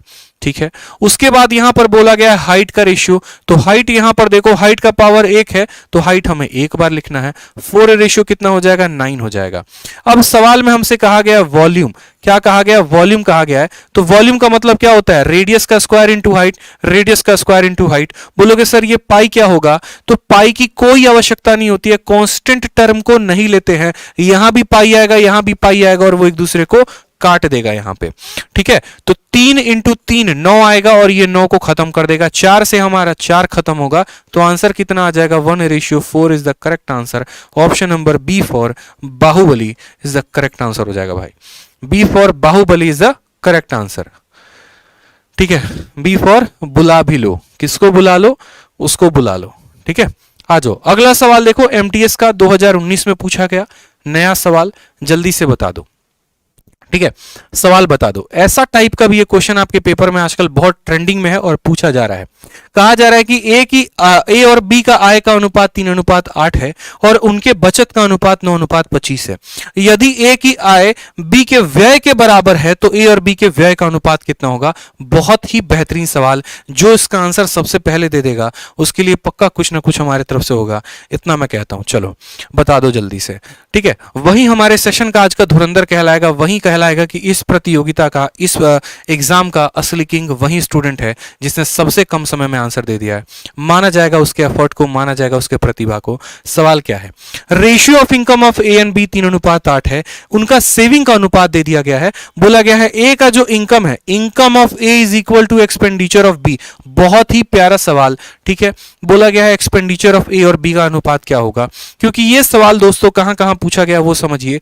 ये सवाल आपके सीजीएल में आया है, यही सवाल आपके सीएचएसएल में आया है, यही सवाल आपके सीपीओ में आया है, ये सवाल आपके एमटीएस में आया है। प्रीवियस ईयर का ऐसा कोई ऐसा पेपर नहीं जिसमें सवाल नहीं आया हो, ठीक है। आंसर बताएंगे, बहुत अच्छे बहुत अच्छे, ठीक है। तो सवाल में हमसे क्या कहा गया, बोला गया है कि ए और बी का इनकम। अब सबसे पहले बात करते हैं, यहां पर ये हमारा ए है और ये हमारा बी है। बात करते हैं इनके इनकम को लेकर। तो इनकम को देखो भैया, इनकम को लेकर क्या कह सकते हो। तो बोला गया भाई देखो बात ऐसी है, इनके इनकम का अनुपात कितना है, तो इनके इनकम यानी आय का अनुपात 3:8 है। उसके बाद कहा गया सेविंग का अनुपात 9:25 है। तो यहां पर ये इनकम हो गया और ये यहां पर हमारा सेविंग हो गया। सेविंग का अनुपात कितना है, तो 9:25 है। सेविंग का अनुपात कितना है, तो 9:25 है यहां पर, ठीक है। यानी ए अगर 3 रुपए कमाता है और ये हो गया 9:25 है। अब क्या होता है, ऐसे समझना मेरी बात को, वीडियो को लाइक शेयर करते रहो। अब जैसे मानो कि मैंने इनकम के अनुपात को 3:8 लिखा, सेविंग के अनुपात को 9:25 लिखा, तो यहां पर इस बात को समझो कि ये दोनों जो है ये आपस के समझौते में है, आपस के एग्रीमेंट में है। अगर यहां पर मैं बोलूं 11 रुपए है तो उसमें 3 रुपए है, उसमें 8 रुपए है। अगर मैं यहां पर बोलूं कि 22 रुपए है तो उसमें ये 6 रुपया है, ये 16 रुपया है, ठीक है। यानी अगर हम बात करेंगे तो हम यहां पर ये कहेंगे कि ये 3x है और ये 8x है। लेकिन हम कभी भी ऐसा नहीं कह सकते हैं कि ये 9x हो जाएगा और ये 25x हो जाएगा, नहीं। अगर ऊपर वाला x है तो नीचे वाला 9y होगा और 25y होगा। इस तरीके से हमें सवालों को समझना पड़ता है। x का एग्रीमेंट अलग है, y का एग्रीमेंट अलग है। तो हमारा एग्जामिनर कोई ना कोई तो एक ऐसा रिलेशन देगा जिससे हम इस x को और इस y को रिलेट कर सके, नहीं तो इसको सॉल्व कैसे करेंगे। दो अलग अलग वेरिएबल हो जाएगा और उससे हम कभी सॉल्व ही नहीं कर पाएंगे, ठीक है। तो हमें इस बात को समझना होता है कि हमें तुम कोई ना कोई एग्रीमेंट या कुछ ना कुछ हमको हिंट दो। तो आप यहां पर इस बात को समझो कि ये होता है 3x, ये होता है 8x, ये होता है 9y और ये होता है 25y। अब सवाल में आगे की बात को हम पढ़ते हैं। आगे की बात को कहा है ए का इनकम, तो यहां पर ए का इनकम कितना हो गया, तो 3x हो गया, ठीक है। वो बराबर है एक्सपेंडिचर ऑफ बी के, और बी का जो एक्सपेंडिचर है वो कितना है ये तो पता ही नहीं है, ठीक है। वो बराबर है F of income is equal to expenditure of B. बचत का अनुपात दिया गया है। अब आप मुझे बताओ यहां पर कि एक्सपेंडिचर कितना होगा, आप मुझे बताओ यहां पर, ठीक है, कि यहां पर एक्सपेंडिचर कितना होगा, is equal to expenditure of B. B का एक्सपेंडिचर, तो एक्सपेंडिचर कैसे आता है मुझे बताओ यहां पर। तो जो अभी आपका इनकम होता है वो बराबर होता है एक्सपेंडिचर प्लस सेविंग के, वो बराबर होता है एक्सपेंडिचर प्लस सेविंग के। यानी इनकम में से अगर आप सेविंग घटा देंगे तो आपका बचत निकल जाएगा। आप 10 रुपया कमाते हैं, 2 रुपया बचाते हैं, 8 रुपया खर्चा करते हैं। यानी अगर आपको पता करना हो मैंने खर्च कितना किया है, तो अपने इनकम में से अपने सेविंग को घटा दो। तो यानी जो ए का इनकम है वो बराबर है बी के खर्चे के। बी कमाता कितना है तो 8x कमाता है, और उसमें से वो कितना उड़ा देता है, कितना बचा लेता है तो 25y, यानी उसके इनकम में से उसके सेविंग को घटा देंगे। इनकम में से सेविंग को घटा देंगे तो बचत आ जाएगा, यानी यहां पर बोलेंगे कि ये 3x जो है वो 8x माइनस इतने के बराबर है। ठीक है, 25y को आप यहां पर लेकर आ जाओ। ठीक है, 8 में से 3 घटा दो तो 5x आ जाएगा। अब यहां पर देखोगे तो बोलोगे सर 25 को यहीं पर रहने दो। ठीक है, आप देखो यहां पर काटो इसको, कोई दिक्कत की बात नहीं है। 5 से काटोगे तो 5 बार में कटेगा, तो बोलोगे सर 5/1 बराबर x/y। बस दोस्तों मान आ गया, आपका मान आ गया, आप जो चाहते थे वो मान आ गया। x/y का रेशियो 5/1 है, यानी x का मान 5 है, y का मान 1 है। अब आपका एग्जामिनर जो भी पूछना चाहता है आप बता सकते हो। अगर आपको a का इनकम, b का इनकम या a का इसका किसी का भी मान पूछे, x का मान 5 है, यहाँ 5 रख देना, x का मान 5 है 5 रख देना, y का मान है 1 रख देना, y का मान 1 रख देना।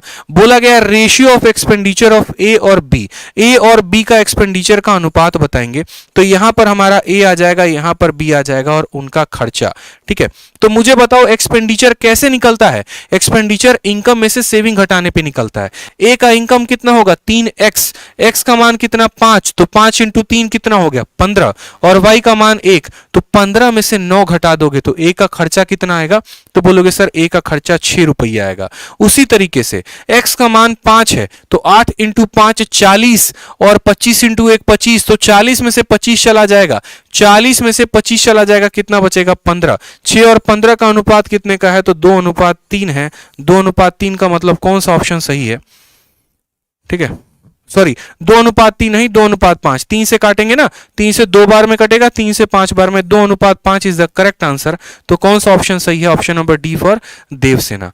Option number D for Devsena. जितने बच्चे सी बोल रहे हैं, कोई बच्चा डी बोल रहा है, सबका आंसर गलत है मेरे भाई, सबका आंसर गलत है। इसीलिए तो मैंने कहा कि ये सवाल पेपर में फंसाएगा। बहुत बच्चे का आंसर 6:17 है, बहुतों का अलग अलग है। छोटी सी बात थी, इसी में लटक के आप रह गए। और मैंने कहा था कि ये सवाल हर एग्जाम में पूछा गया है, बहुत इंपॉर्टेंट है, इसको स्टार लगा लो एकदम, ऐसे है ना, स्टार लगा लो, कट्टा मार लो, पेपर में पूछा गया है। इसलिए तसल्ली से बनाया करो, पेपर में सवाल जब आता है तसल्ली से बनाया करो, ऐसे नहीं है, कोई हड़बड़ी नहीं है, कोई ट्रेन नहीं पकड़नी है। ठीक है, 2 नंबर एग्जामिनर को देने से बेहतर है कि अपने 2 नंबर पक्के करें। ठीक है, इनकम का रेशियो 3 और 8 का था, सेविंग का रेशियो 9 और 25 का था, ये x हो गया, ये y हो गया। इसका इनकम इसके सेविंग के बराबर हो सकता है, इसका इनकम इसके खर्चे के बराबर हो सकता है, कुछ भी हो सकता है। तो इसका इनकम 3x था। b का एक्सपेंडिचर बोलेगा तो एक्सपेंडिचर कैसे निकलता है, इनकम में से सेविंग घटाने पे। यहां से x और y का मान आ गया, x और y का मान आ गया, यहां पर रखोगे तो x का इनकम कितना आ जाएगा 15, बचत है 9 रुपए का। ठीक है, तो खर्चा कितने का था 6 का। यहां पर इसका मान रखोगे तो 40 रुपया कमाता है, 25 लुटाता है, तो खर्चा कितना करेगा तो 15 खर्चा करेगा। 40 में से 25 घटा दो 15। 6 और 15 का अनुपात 2 और 5 का। याद कर लो, रट लो, पेपर में आ रहा है, फिक्स है। ठीक है, प्रोसेस देख लो कि कैसे होता है। अगला सवाल देखो, एमटीएस का एक और क्वेश्चन, बढ़िया बढ़िया सवाल भाई। ठीक है सर, मैंने लास्ट टाइम 10th में मैथ पढ़ा था, अभी फर्स्ट ईयर में हूं और आपके कंसेप्ट मुझे अच्छे लग रहे हैं, धन्यवाद। धन्यवाद भाई आपको भी। ठीक है, आ जाओ अगला सवाल देखो।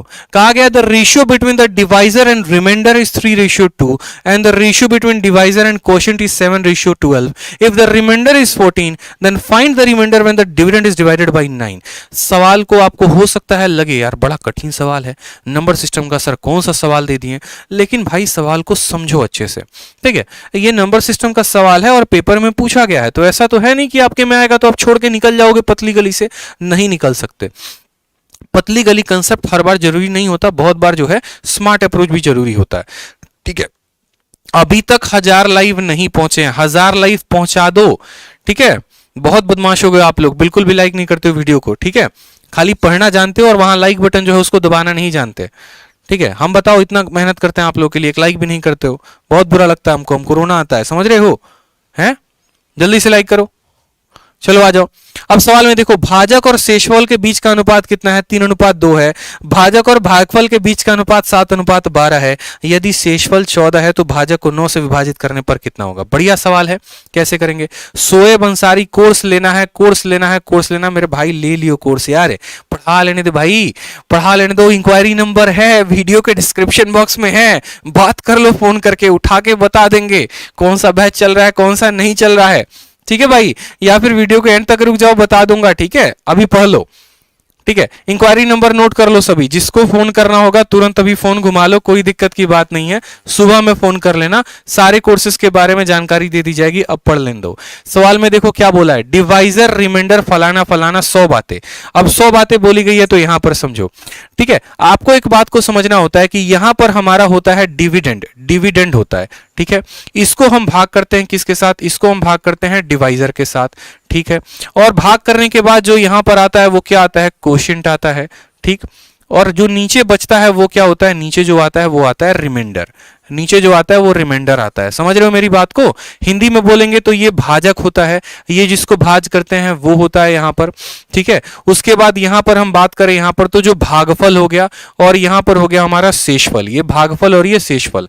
यानी इसी तरीके से अगर हम एक लाइन में बात करें तो जो हमारा डिविडेंड होता है ना, वो डिविडेंड हमारा बराबर होता है divisor into quotient plus remainder, divisor into quotient plus remainder, divisor into quotient plus remainder. ये हमारा दोस्तों सीधा फॉर्मूला होता है, ये हमारा फॉर्मूला होता है कि डिविडेंड बराबर divisor into quotient plus remainder. और इसका इस्तेमाल अभी हम लोग सवाल में करने वाले हैं, ठीक है। डिविडेंड बराबर divisor into quotient plus remainder. अब यहां पर समझते हैं किसका किसका क्या अनुपात है। तो बोला गया है कि भैया देखो डिवाइजर, ठीक है, और डिवाइजर का अनुपात किसके साथ है, रिमाइंडर के साथ है। कितना है तो 3:2 है। तो यहां पर सबसे पहले इनका अनुपात लिख लेते हैं, 3:2। उसके बाद सवाल में हमसे क्या कहा गया है कि डिवाइजर और कोशिएंट का 7 और 12 है, ठीक है। डिवाइजर और कोशिएंट का कितना है तो 7 और 12 है। डिवाइजर और कोशिएंट का कितना है तो 7 और 12 है। तो यहां पर एक काम करो, कोशिएंट को यहां पर लिख लो, कोशिएंट को यहां पर लिख लो। समझना मेरी बात को। यहां पर मैं क्या कह रहा हूं, यहां पर मैं कह रहा हूं कि यहां कोशिएंट को लिख लेते हैं, ठीक है। कोशिएंट के बाद हम क्या करते हैं, यहां पर डिवाइजर को बीच में रख देते हैं क्योंकि डिवाइजर जो है वो दोनों तरफ का बंदा है, और रिमाइंडर को यहां पर लिख देते हैं। अब जिसका हमें यहां पर अनुपात दिया गया है वो देखेंगे।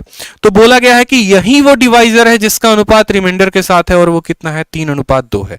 और कहा गया है कि यही वो डिवाइजर है, यही वो डिवाइजर है जिसका कोशिएंट के साथ है, और ये डिवाइजर अगर साथ है तो कोशिएंट हमारा कितना है 12 है, ठीक है। क्योंकि 7 नीचे क्यों लिखेंगे, ऊपर नहीं लिख सकते, ऊपर 3 पर है, ठीक। अब यहां से कॉमन रेशियो निकालेंगे, कॉमन रेशियो निकालेंगे तो कैसे निकालेंगे, यहां पर अगर 7 है तो इसका पड़ोसी भी कितना होगा, तो इसका पड़ोसी भी हमारा 7 होगा। और यहां पर अगर कुछ भी नहीं है तो इसका पड़ोसी 3 है तो 3 होगा। तो 12 इंटू 3 हमारा 36 आ जाएगा, 7 इंटू 3 हमारा 21 आ जाएगा, और 7 इंटू 2 कितना आ जाएगा 14 आ जाएगा। ये हमारा क्या हो जाएगा रेशियो, किसका, कोशिएंट का, डिवाइजर का, रिमाइंडर का, ठीक है। हमारा रेशियो आ गया। सवाल में कहा गया यदि रिमाइंडर का मान 14 है और यहां पर रिमाइंडर का मान कितना है 14 है, यानी यही 14 14 के बराबर है, यही 14 14 के बराबर है, यानी हमारा डिवाइजर 21 होगा और कोशिएंट कितना होगा, इतना होगा। अब बोला गया है बताओ कि अगर हम उस डिविडेंड को 9 से डिवाइड करें तो क्या होगा। तो हमें डिविडेंड निकालना पड़ेगा, और हमने आपको अभी फॉर्मूला बताया था कि जो डिविडेंड होता है वो डिविडेंड बराबर होता है कितना, डिवाइजर, ठीक है। वो डिविडेंड बराबर divisor into quotient plus remainder. Formula याद रखें दोस्तों, फॉर्मूला याद रखें, पेपर में पूछा जाता है। तो यहां पर डिवाइजर कितना आ गया तो बोलोगे सर 21 आ गया, ठीक है। कोशिएंट कितना आ गया तो बोलोगे सर 36 आ गया, और रिमाइंडर कितना आ गया तो बोलोगे सर 14 आ गया। गुना करो, 21 का 6 गुना कितना होता है तो 6 कम 6 6 दूनी 12, 12 हाथ में रहेगा। 21 का 3 गुना कितना होता है तो 63, 63 10 73, 73 2 75, 756 में 14 को जोड़ेंगे, 56 4 60, कितना आ जाएगा 770। यानी वो संख्या का मान पता चल गया। संख्या का मान कितना है, संख्या का मान 770 है, संख्या का मान कितना है 770 है। और हमसे सवाल में कहा गया है कि आप शेषफल बताओ जब हम उसी डिविडेंड को 9 के साथ भाग करेंगे। तो कुछ भी नहीं करना, कहा गया कि इसी 770 को अगर हम 9 के साथ भाग करें कितना रिमाइंडर आएगा। ठीक है, अब बहुत बच्चे क्या करेंगे, 770 को ऐसे लिखेंगे, फिर यहां 9 से भाग लगाएंगे, देखेंगे और रिमाइंडर आएगा। ये फिर वहां पर उनके जीवन की सबसे बड़ी मूर्खता होगी। इतना नहीं करना होता है। जब 9 का भाग लगाना होता है तो सीधा इसको जोड़ो, 7 और 7 कितना हो गया, तो 14, 14 में 9 का भाग लगाओगे, 9 एकम 9, यानी शेषफल बचेगा 5, और 5 आपका क्या होगा, करेक्ट आंसर होगा। यानी option number D for Devsena correct answer है। अब ऐसा नहीं कि 770 को 9 से भाग करने लग जाना, उतनी आवश्यकता नहीं है। किसी भी संख्या को 9 से भाग करना है तो उसके अंकों को जोड़ के देखो, उसके अंकों को जोड़ते अगर 9 आता यानी पूरा का पूरा कट गया, 10 आता यानी एक शेषफल बचा, 11 आता यानी 2 शेषफल बचा, हमारा आया है 14 यानी शेषफल कितना बचेगा, 5। तो पहले यहां पर अनुपात निकाला, डिवाइजर रिमाइंडर का दिया था, डिवाइजर क्वोशिएंट का दिया था, तीनों का अनुपात निकाला। इसी 14 का मान 14 दिया था, अगर 14 का मान 28 देता तो हर संख्या अपने आप का 2 गुना होती, 14 का मान 42 देता तो हर संख्या अपने आप का 3 गुना होती। तो इसी तरीके से 14 का मान 14 था तो यानी ये 21 हो गया, 36 हो गया। डिविडेंड को निकाला, डिविडेंड बराबर divisor into quotient plus remainder, यानी 770 आया। इसी 770 को मुझे 9 के साथ भाग करना है, 9 के साथ भाग करना है तो हमने देखा कि शेषफल कितना आ रहा है, 5 आ रहा है। बाकी अगर आप यहीं पर भी 9 का भाग लगा देते ना, अगर किसी बच्चे को और स्मार्ट अप्रोच चाहिए कि सर हमें ज्यादा लंबे में नहीं जाना, तो आप यहीं पर क्या करते, यहीं पर आप 9 का भाग लगा देते। यह संख्या पूरी की पूरी 9 से कट रही है, कोई परेशानी की बात नहीं है। 14 को 9 से भाग करके देखो, शेषफल 5 आ रहा है, तो यहीं से आंसर आप 5 दे सकते थे, यहीं से आंसर 5 दे सकते थे कि ये 9 से कट जा रहा है और ये 9 से कटने पे 5 शेषफल दे रहा है, आंसर 5 होगा। ठीक है, तो आंसर कितना आया, D for Devasena is the correct answer. मैंने कहा था ना कि 0 से हीरो लेवल बना दूंगा आपको, 0 से हीरो लेवल के सभी सवाल कराऊंगा जितने नए पैटर्न पर पूछे हैं, क्योंकि मेरा मानना एज एस्पिरेंट हमेशा ये होता है कि यार उन सवालों की प्रैक्टिस की जाए जो हमारे पेपर के लिए सबसे ज्यादा महत्वपूर्ण है, जो सबसे ज्यादा रेलिवेंट है, जो पेपर में एग्जैक्ट पूछे जाएंगे। तो पेपर में जो एग्जैक्ट पूछे जाएंगे ना, आप उनके ऊपर प्रैक्टिस करके जाओ, ना कि इरेलीवेंट और फालतू सवालों के ऊपर। ठीक है, आ जाओ सवाल में देखो क्या कहा गया। बोला गया भिन्न 4/9 के अंश में और हर में कौन सी संख्या को घटाई जाए ताकि इस भिन्न को 1/6 के बराबर किया जाए। Which number should be subtracted from the numerator and denominator of a fraction 4/9 so that this fraction could be made equal to इतना। अब ये सवाल कोई स्टूडेंट अगर फ्रैक्शन समझकर बना रहा है, ठीक है, तो यहां पर उसको बड़ा प्रॉब्लम हो जाएगा। लेकिन अभी मैंने यहां पर एक बात को कहा, मैंने क्या कहा, मैंने यहां पर यह कहा कि आप इसको ऐसे समझ लो कि मां और बेटी के उम्र का अनुपात 4:9 है, उनमें से कितना घटा दिया जाए कि उनके उम्र का अनुपात 1:6 हो जाए, या दो संख्याओं का अनुपात इतना है, कितना कम कर दिया जाए कि उनका अनुपात इतना हो जाए, तो आप इसको कर पाओगे। तो आप बोलोगे सर देखो पहले रेशियो कितना था, तो पहले रेशियो 4 और 9 का था, अब कितना घटा दिया जाए कि रेशियो 1 और 6 का है।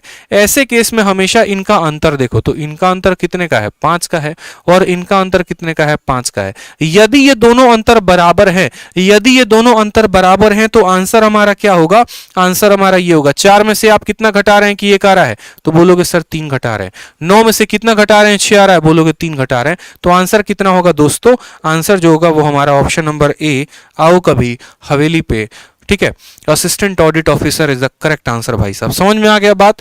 चाहे यहां पर फ्रैक्शन शब्द का इस्तेमाल करे, चाहे यहां पर नंबर का इस्तेमाल करे, या कुछ भी इस्तेमाल करे, कोई फर्क नहीं पड़ता। दो संख्याओं का अनुपात इतना था, उनमें से कितना घटा दें कि उनका अनुपात इतना हो जाए। इनके गैप को देखो, गैप बराबर है तो सीधा का सीधा घटा दो, गैप बराबर नहीं है तो गैप को बराबर करो। ठीक है भाई, समझ में आ रहा है, कंसेप्ट क्लियर हो रहे हैं, बताओ कंसेप्ट क्लियर हो रहे हैं, चलो बहुत अच्छी बात है। अगला सवाल देखो, एक और सवाल लास्ट है, ठीक है, एक और बहुत ही प्यारा क्वेश्चन है। इसकी थोड़ी सी हिंदी गलत है तो थोड़ा कोऑपरेट करेंगे, इसका हिंदी गलत है, इसका हिंदी गलत है, थोड़ा कोऑपरेट कर लेंगे इंग्लिश वाले, मैं हिंदी में समझा दूंगा सवाल को। कहा गया है कि by adding 3 and 5 in a numerator and denominator of a fraction it becomes 2/3 if 1 and 3 are subtracted and added, ठीक है, from numerator and denominator respectively it become 2/5, find the fraction. Hindi में क्या कहा गया है, हिंदी में ये कहा गया है कि यदि किसी संख्या के अंश में और हर में, यदि किसी संख्या के अंश में और हर में आप 3 और 5 को जोड़ते हो तो वो संख्या 2/3 बन जाती है, वो संख्या 2/3 बन जाती है। यदि आप 1 और 3 को उसके संख्या में से घटा देते हो, ठीक है, तो वो 2 और 5 बन जाती है। तो वो फ्रैक्शन कितनी है, वो फ्रैक्शन कितनी है पूछा गया है। बहुत प्यारा यार यहाँ पे सवाल ये था। तो अगर मानो यहाँ पर मैं बोलता हूं कि भैया मानो जो फ्रैक्शन है उसको एक पल के लिए लेट द फ्रैक्शन भी, ठीक है, लेट फ्रैक्शन को जो मान हम समझते हैं, ये आपका ऐसा क्वेश्चन है जो आप कोई भी मॉक टेस्ट दोगे ना तो उसमें आपको फंसाने के लिए जरूर दिया जाता है।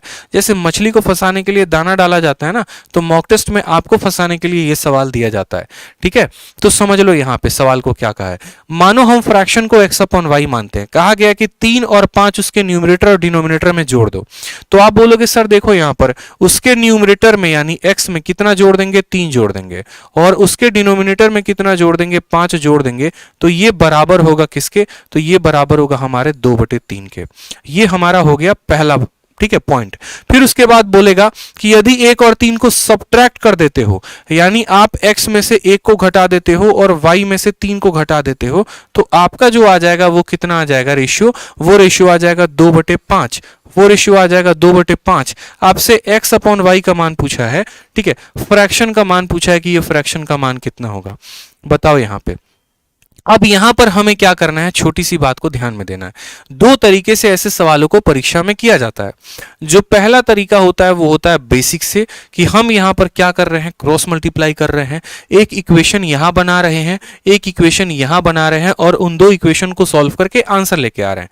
और जो दूसरा कंसेप्ट होगा माय डियर, वो होगा हमारा ऑप्शन। ठीक है, कि हम यहां पर ऑप्शन की सहायता लें। ठीक, जैसे मानो आज मैं आपको ऑप्शन के माध्यम से करके दिखाता हूं। सबसे पहला ऑप्शन अगर हम यहां पर पिक करते हैं, मानो 5/7 को, यानी हम यहां पर अगर ऑप्शन 5/7 लेते हैं तो हमारे कहने का मतलब क्या है कि हम x के मान को 5 माना है और y के मान को 7 माना है।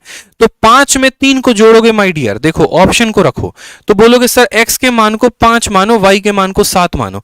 5 में 3 को जोड़ोगे तो आ जाएगा 8, ठीक है, और y का मान 7 है, 7 में 5 जोड़ोगे तो आ जाएगा 12। 8 और 12 किस अनुपात में है, तो 2:3 में है, यानी पहला पॉइंट तो हो गया सेटिस्फाई। उसी तरीके से यहां पर दूसरे वाले में रखो, तो यहां पर x का मान 5, 5 में से 1 गया तो आ जाएगा हमारा 4, ठीक है, और y का मान 7 है, 7 में से 3 गया तो हमारा कितना आ जाएगा, 7 में से 3 गया तो हमारा आ जाएगा 4। ठीक, 5 में से 1 गया तो भी आएगा 4, 7 में से 3 गया तो भी आएगा 4, यानी 1/1।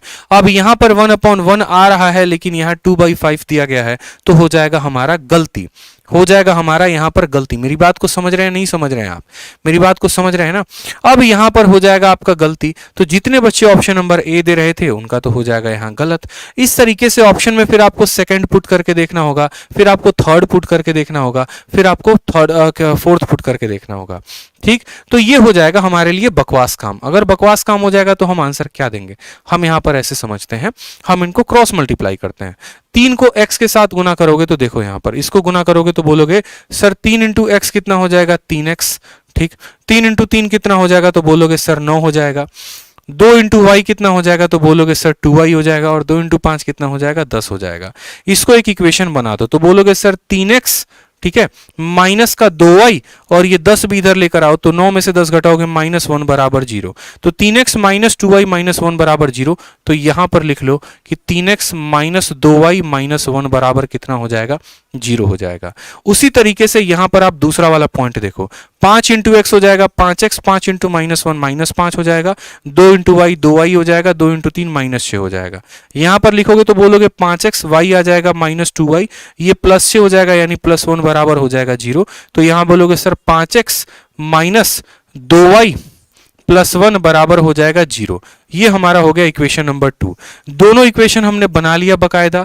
अब जब हमने यहां पर इक्वेशन बना लिया, जब हमने यहां पर इक्वेशन बना लिया, तो अब यहां समझते हैं। ठीक है, हम क्या करते हैं, इसमें से इसको घटाते हैं, इसमें से इसको क्या करते हैं, घटाते हैं। 5 में से 3 को घटाओगे तो 2 आएगा, -2 में से यहां -2 घटाओगे कट जाएगा, और 1 माइनस -1 घटाओगे तो आपका 2 आएगा, बराबर कितना होगा, 0 के। x की वैल्यू यहां पर सॉल्व करने जाओगे तो x की वैल्यू तो फिर आपकी नेगेटिव में आ जाएगी, x की वैल्यू मेरे भाई यहां तो नेगेटिव में आ जाएगी। यहां तो मामला गड़बड़ हो जाएगा, यहां मामला गड़बड़ हो जाएगा। By adding 3 and 5 in numerator and denominator of a fraction it becomes 2/3 if 1 and 3 are subtracted। अच्छा, यहां पर एक बात को समझो, यहां पर एक बात को छोटा सा पॉइंट आउट करना है कि 1 and 3 are subtracted and added. Subtract 1 को करना है और 3 को ऐड करना है। ओहो, 3 को क्या करना है? ऐड करना है। एक को सब्ट्रैक्ट करना है, 3 को ऐड करना है। ठीक है, एक को सब्ट्रैक्ट करना है, 3 को ऐड करना है। यहां पर ये छोटी सी बात कि यहां बोला गया है 1 and 3 are subtracted and added. ठीक है, तो हमारा ये वैल्यू इतना होगा। अब देखो, या तो ऑप्शन उठाओ, जैसे 5/7 उठाओ, 5/7 पे तो ये वेरीफाई कर जा रहा था। यहां देखो तो x का मान 5 उठाओगे, 5 में से 1 गया तो बोलोगे सर 4 आ रहा है। ठीक है, और 7 में 3 जोड़ोगे तो बोलोगे सर 10 आ रहा है, यानी यहां से काटोगे तो 2/5 आएगा, which is the correct answer. तो ऐसे क्वेश्चन में कभी भी आप जो है ऑप्शन का इस्तेमाल करो, इक्वेशन बनाओगे, बन जाएगा, कोई दिक्कत की बात नहीं। ठीक है, यहां पर क्या किया करो कि जैसे पहला ऑप्शन लिया 5/7, 5/7 रखोगे तो ये 2/3 आएगा, और 5/7 रखोगे ये 2/5 आएगा, यानी सेटिस्फाई कर जाएगा। तो ऐसे सवालों में हमेशा क्या करते हैं? Use option. एक बात को हमेशा अपने जीवन में डाल लेना, जितने भी सवाल होते हैं नंबर सिस्टम के जो फ्रैक्शन पर आधारित होते हैं, उनको हम किससे करते हैं? तो उनको हम हमेशा ऑप्शन के माध्यम से करते हैं कि इसमें इतना जोड़ा जाए, इसमें इतना घटाया जाए, इतना इतना किया जाए। ठीक है, तो यहां पर हम उस तरीके से सवालों को बना पाएंगे। ठीक, चलो यहां पे तो सारे के सारे सवाल जो हैं जितने भी लेटेस्ट पैटर्न पर पूछे गए थे वो सब के एक टाइप मैंने आपको करवा दिए हैं। ठीक है, ये सबसे लेटेस्ट क्वेश्चंस थे। अब एक बात यहां पर बता रहा हूं, बहुत बच्चे यहां पर स्ट्रैटेजी पूछ रहे हैं कि सर स्ट्रैटेजी बता दो मैथ को क्रैक करने की। ठीक है, तो चंद लाइनों में आपको बताऊंगा। ठीक है, फिलहाल के लिए मैं आपको मैथ्स के लिए बता रहा हूं कि मैथ्स के लिए आपको क्या करना है। ठीक है, यहां पर इन बीते 30 और 60 दिनों के अंदर मैं आपको एग्जाम निकालने की स्ट्रेटजी नहीं बता रहा कि आपको एक साल पहले से यही स्ट्रेटजी होनी चाहिए। बस जो हमारे पास 60 दिन है, 70 दिन है, 90 दिन जो भी बचे हुए हैं, उनमें हमारी स्ट्रेटजी गणित को लेकर क्या होनी चाहिए कि हम सीजीएल के एग्जाम को क्रैक कर सके और सीएचएसएल के एग्जाम को। तो इनमें आपको एक छोटे से बात को ध्यान रखना है। सबसे पहला टारगेट रखो यहां पर कि आप जो है सिलेबस को पूरा कर सको। आपका टारगेट ये होना चाहिए कि किसी भी हाल में सबसे पहले तो मेरा सिलेबस पूरा हो। 2-3 बातें हम कम जानेंगे, कोई दिक्कत नहीं है। जरूरी नहीं है यहां पर कि ज्योमेट्री में जो है हमें 100 के 100 फॉर्मूले या 100 के 100 हमारे प्रॉपर्टी हैं तो पूरे के पूरे हमारे जहन में हो। नहीं मेरे भाई, वीडियो को जल्दी से शेयर कर दो, हर जगह पर शेयर कर दो। बहुत इंपॉर्टेंट बात बताने वाले हैं, हर बच्चे का भला हो जाएगा। मैं हमेशा बच्चों के भला के लिए ही काम करता हूं, तो आप भी इस भलाई में थोड़ा सा जो है साथ निभा दो मेरा, तो और अच्छा हो जाएगा। टारगेट क्या होना चाहिए कि सिलेबस हमें पूरा का पूरा खत्म करना है।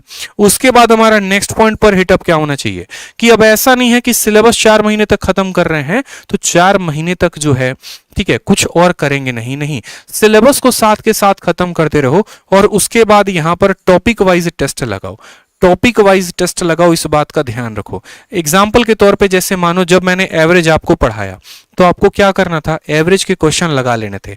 कहां से लगाओगे? कोई मॉक टेस्ट परचेस कर रखा है तो वहां से लगा लो, किसी की किताब खरीद रखी है तो वहां से लगा लो। ठीक है, कोई प्रीवियस ईयर है आपके पास तो वहां से लगा लो। ठीक, कोई सेक्शनल मॉक मिलता है तो वहां से लगा लो। जैसे मानो आज मैंने रेशियो खत्म कर दिया 3 क्लासेस में, अब रेशियो के जितने भी सवाल हैं वो एक बार लगा लो आप। ठीक है, तो टॉपिक खत्म करो, टॉपिक का टेस्ट लगाओ। एक टॉपिक खत्म किया, टेस्ट लगाया, दूसरा खत्म किया, टेस्ट लगाया, ताकि क्या होगा उससे ज्यादा आउटपुट मिलते रहेगा। फिर तीसरा पॉइंट अगर हम बात करें, यहां पर टारगेट हो गया, टॉपिक वाइज टेस्ट हो गया, और संडे को यहां पर अभी फिलहाल एक काम करना, 2 काम करना। सबसे पहले एक तो संडे को मॉक टेस्ट लगा लेना, ठीक है, और दूसरा यहां पर इस बात को ध्यान दो, रिवीजन कर लेना। बहुत बच्चे जो है यहां पर गलती क्या करते हैं, लाइफ में मॉक टेस्ट नहीं देते हैं, फिर वो सिर्फ बॉर्डर पर रह जाते हैं। या तो वो पेपर निकाल पाते हैं, ठीक है, वो भी 4-5 नंबर से, या फिर 4-5 नंबर से रह जाते हैं। वो गलती मत करना। मॉक टेस्ट और रिवीजन, मॉक टेस्ट और रिवीजन करते रहना यहाँ पे।